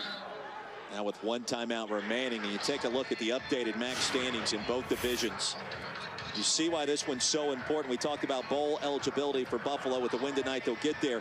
But for the Huskies, trying to keep pace with Toledo and Western. Yeah, it's going to be one of those down to the wire deals. And the latest I've heard coming out of Kalamazoo is Bowling Green is up 14 early in the fourth quarter. And if that holds, they will clinch the East Division, and they will, as I said at the top of the show, throw a wrench into the West. You'll have 3 teams sitting there at 5-1, and Northern Illinois plays Western next week, and with possibly the title, division title on the line. And they rolled out the punt team. I think Coach Carey learned his lesson after the last one. Ambrose from the 35 gets it away. Lisa with a fair catch at the 16. Punt of 47 yards, 1st and 10 for the Bulls, trailing by just 8, and all kinds of time to work with, plus 3 timeouts. Yeah, Buffalo's in a great position right now. I think if you'd have told them that this would be the situation before everything started, they would have taken that with a chance with the football, 5 minutes to go, 1 score down to get a chance to go tie this thing up and just see what happens. And Joe Licata, he's been here and done that. Led his team to a comeback victory, an 18-17 win over Kent last week on a fourth quarter drive. Anthony Taylor joins him in the backfield on first down. And Licata tackled from behind. Down he goes with a sack. Ball pops out late. That was Perez Ford with the pressure and the hit, and a big one at that, Ray. He is fortunate that Perez didn't knock that ball loose, because Licata did not see him coming around the backside. And he initially gets forced up into the pocket, but watch Ford come around the top and close in a relentless rush, and that was very fortunate that the ball didn't come out. First sack on Licata tonight. The ruling of the runner being down is under further review. And they'll send that back to the replay booth to have another look at it. Yeah, they just wanted to take another peek at it to make sure that they get it right. A replay official tonight, Harold Dinas, will take another look. And a couple of reviews in the first half. We're batting 1,000 so far. Yeah, we're 3 for 3 on the night as far as us agreeing with them. That doesn't necessarily make it right, but we'll see what the deal is here. You see Licata's got that ball out there, dangerous. That's a fumble. That is a fumble. I believe he loses possession on the way down. Now we need an immediate clear recovery. And I believe you have that as Northern Illinois fell on the football, not a scramble for it whatsoever. This should be Husky ball at the 9-yard line or wherever it is they'll mark it. The knee was not down. It has to be indisputable video evidence. The ball starts to become jarred in his hand right before the contact occurs with the knee and the turf. Yeah, I think this is going to be a fumble. And it's so dangerous for a quarterback when you start to scramble and that you don't see that guy coming around the backside. And give Perez Ford all the credit in the world for his relentless rush as he comes after it and forces this thing loose, and then it gets pounced on by another heads-up play. It's Ben Compton Jr. that made the fumble recovery. Heads up on his part, not knowing if the play was still alive or whistled dead. Yeah, and that initial, or the replay, the first replay we saw was pretty clear. After review, the ruling of the runner being down stands. Wow. So not seeing indisputable video evidence.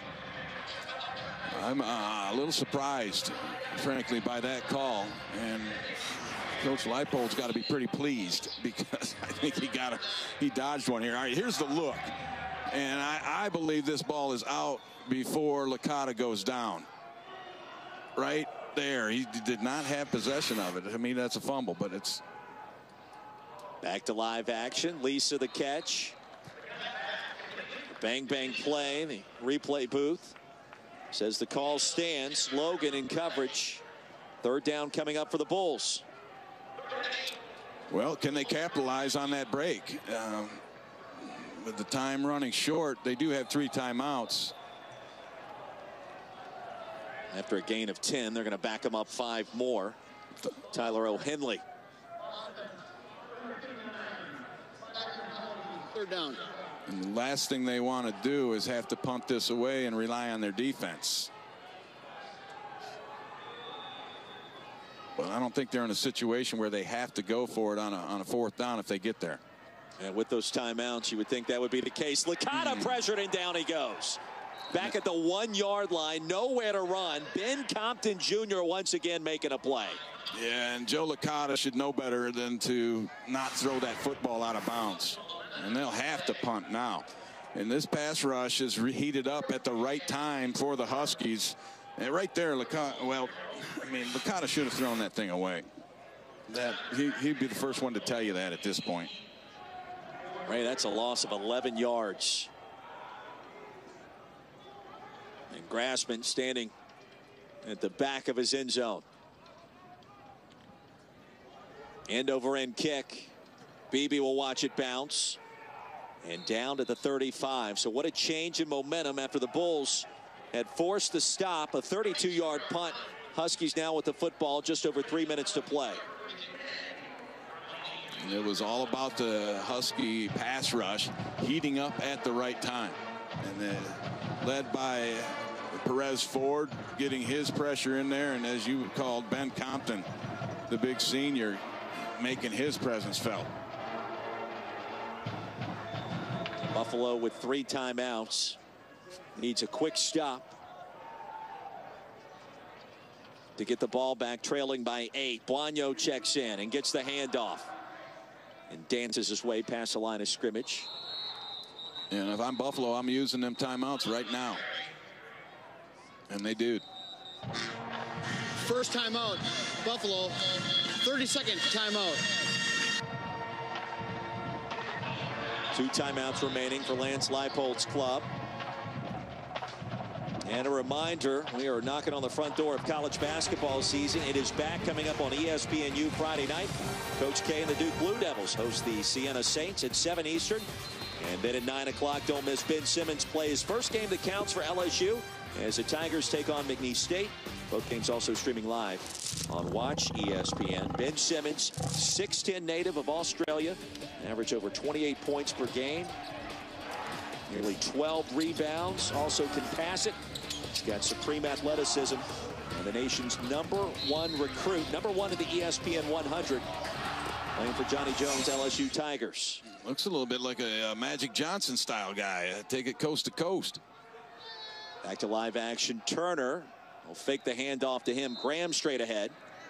And back to the line of scrimmage. So 3rd down coming up, and Buffalo will use its second timeout. Good defense. Buffalo, 30-second timeout.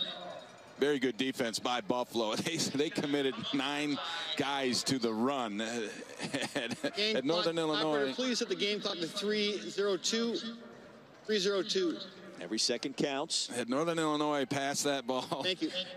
Somebody'd be doing a touchdown dance right now. They were so committed to the run. But it's tough to do that, you know. You want to try and run the football, run the clock out. All right, so on 3rd down here, do you consider rolling the dice and maybe take to the air? No, I still wouldn't do it, even though, you know, you're going to have another all-out run-stopping situation. Actually, probably not as much on 3rd down. Buffalo will be a little more honest in terms of how they deploy. But I wouldn't throw this football, not for a second. Joel Buono, a new career high, 154 yards on the ground tonight. And the 2 touchdowns to boot. Big play coming up right here. 3rd and 7. And he'll stay on the ground. Buono keeps the play alive. Can't get to the edge. And the Bulls will use their final timeout. Brandon Berry, the stop. Well, you've got a field goal opportunity. Timeout, Buffalo, 30-second timeout. Where Christian Hagan made a 52-yarder last week, and we asked Coach Carey about that very question. Where could you kick it? And he says, well, he made a 52-yarder, so now he thinks he's a 50-yard field goal kicker.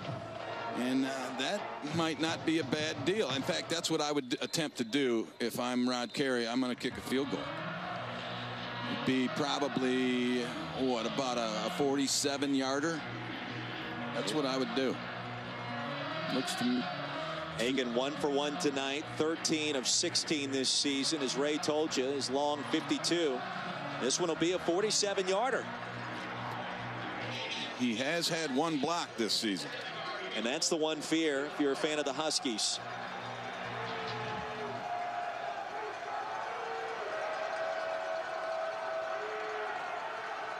From the right hash.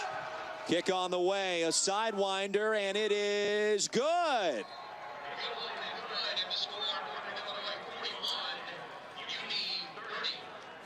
And that ball traveled from being wide right to almost missing to the left.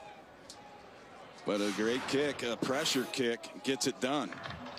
And take a look at this kick, and that thing travels almost as much laterally as it does.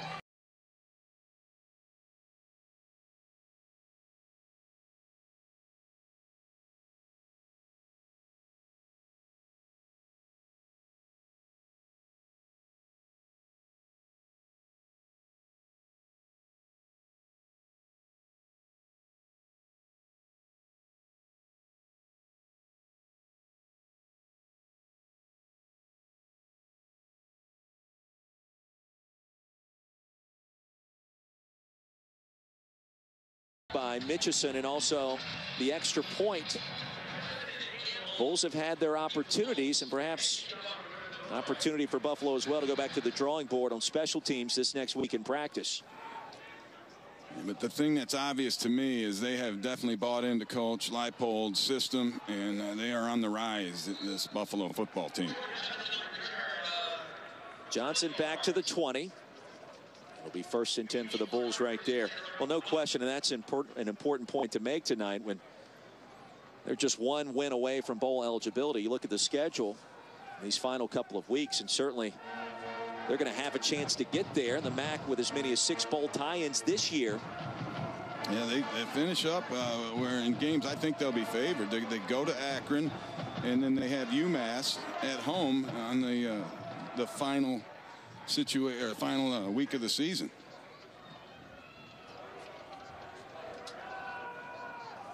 Licata back in. Pass incomplete.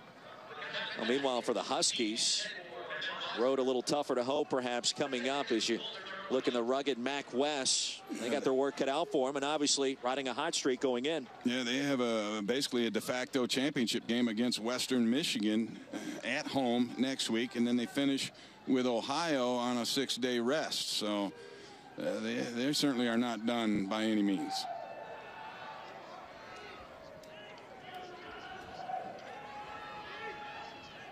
(41-30). Huskies in search of their 7th win of the season. And Licata trots backwards and finds his target. Pass is caught 2 yards short of the first down. The tackle by Lurie. Great protection there. Gave Licata time. That was a long developing route. And once again, McGill comes back to get the football. Bulls are out of timeouts. And a catch is made. Needed 2, gained 3 by Colin Lisa. Rare inaccurate throw, but Lisa was still able to come get it. Find his tight end Weiser. Gain of 11 and another first down for the Bulls. Love their tight ends here in Buffalo. Weiser perhaps has had more of a quiet night than what you would expect, but reception total starting to creep upwards.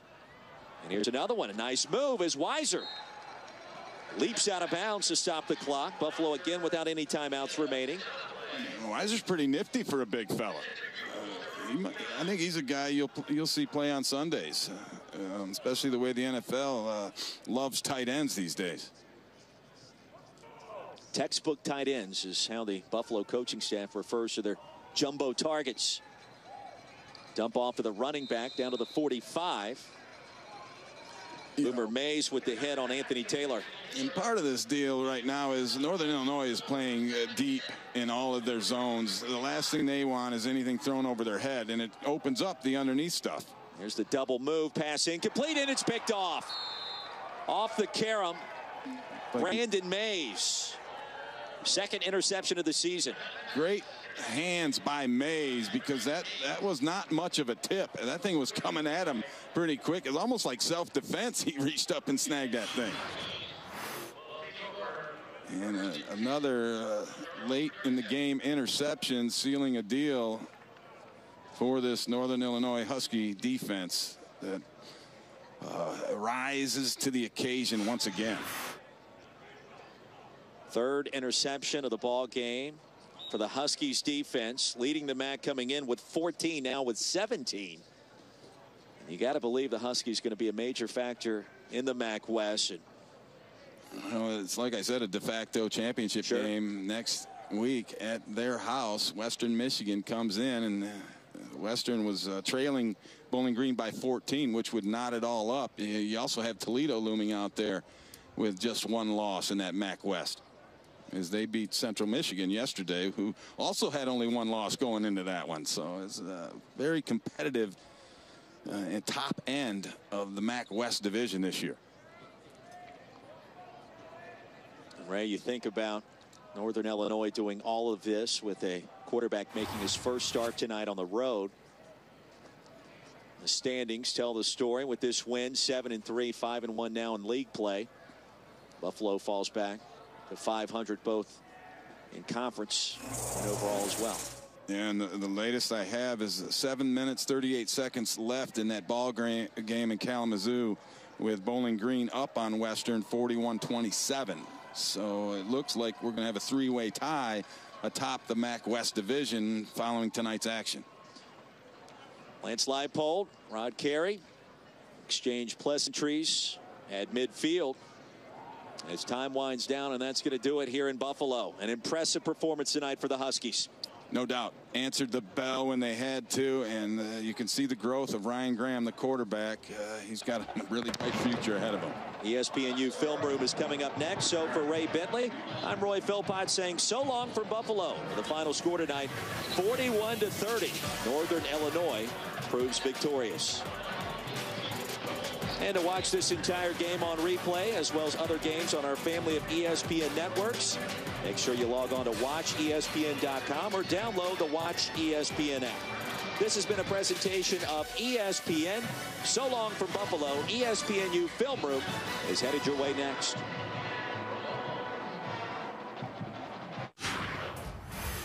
Welcome into Film Room. So much to get to here on ESPNU. How about the Oklahoma Sooners? You got two great backs, but you only have one football. How have the Sooners improved their running game since the loss to Texas? We'll break it down for you. And the Baylor Bears, you think they're all about explosive plays? Yeah, they'll produce a couple of those, but it's the power run game and their ability to run at will that separates them from other spread offenses. And if you're Oklahoma State, you're choosing to use a two-quarterback system. Yes, choosing to use one, and it's lethal. One of the reasons why the Cowboys are amongst the best teams in college football right now. It's all coming up right now for you on Film Room. Let's take it to the field. Let's take it to the field. I come through like the freight train. Running angry today, and the rushing attack for the Sooners continues to get it done. You can see my face paint. Know that I'ma get mine by knowing that the rest can't. So we're going to come in here, and we're going to cover it up like this. We're never going to pounce on the ball. Touchdown for Corey Coleman. He is not happy unless he's mad, and he plays like it. Bring ruckus in your backfield like Dick Buckets. I'm telling you, your whole Dak Prescott. Touchdown. Mississippi State's offense goes right through that defense. Let's get it on. We ready for him. Let's get it on.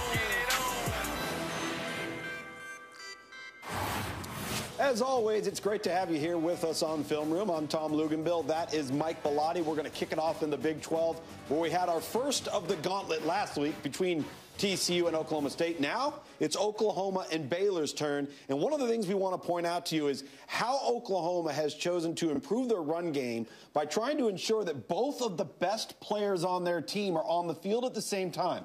It's in combination with tremendous perimeter blocking by the wide receivers and then utilizing the two running back set. And this is a 20 personnel, two backs, no tight ends. So they've got three wide receivers, which allows them to get only 6 in the box. And they've got 5 linemen and an extra back. They can run power running game with P. Ryan as a blocker. They can run option. They can run whatever the case may be. Here you see them blocking back. He's arc blocking here. And they're still reading this backside. So there's a couple of combinations. The quarterback can keep the ball. He can give it here. He's got an extra blocker. This guy is in space, sort of no man's land. What do I do?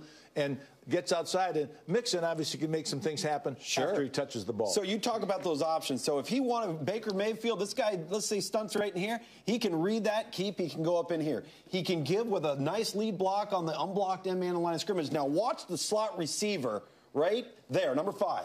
He does a great job. So what do you ask out of the back? You want a one-on-one on the secondary. Absolutely, and that's a great job by the receiver jumping inside the established position on the defensive back to allow his running back to get a free head of steam down the field. Now take a look right here. Now we got a little bit more of a tight alignment by Joe Mixon. This is Samaje Perine, 32. Watch what he does here on the edge block. You can see come up isolated one-on-one with the linebacker. This is really just simply a power play. It still looks like a read option or read zone, read type play. But here he's got a lead blocker coming up in the bubble, taking on. And that's a great back with a head of steam. And this guy's got to jump out of the way. And now it allows Mixon to make more yards after contact. All right, so we've shown a couple of plays there with Mixon. Now we're going to show the exact same type of thing, but now we're going to take it to the edge as in terms of taking it between the box. And again, we want to show you the focus of the wide receivers and the personnel down the field in their position. You look at the block, getting the defender on the ground right here, and you're off to the races. Yeah, they're in man free. You can see this here. These guys are engaged, but great job by the receivers. Look at them occupying the defensive backs. The free safety's got a one-on-one shot. You don't make that tackle, the guy's off to the races, which he is.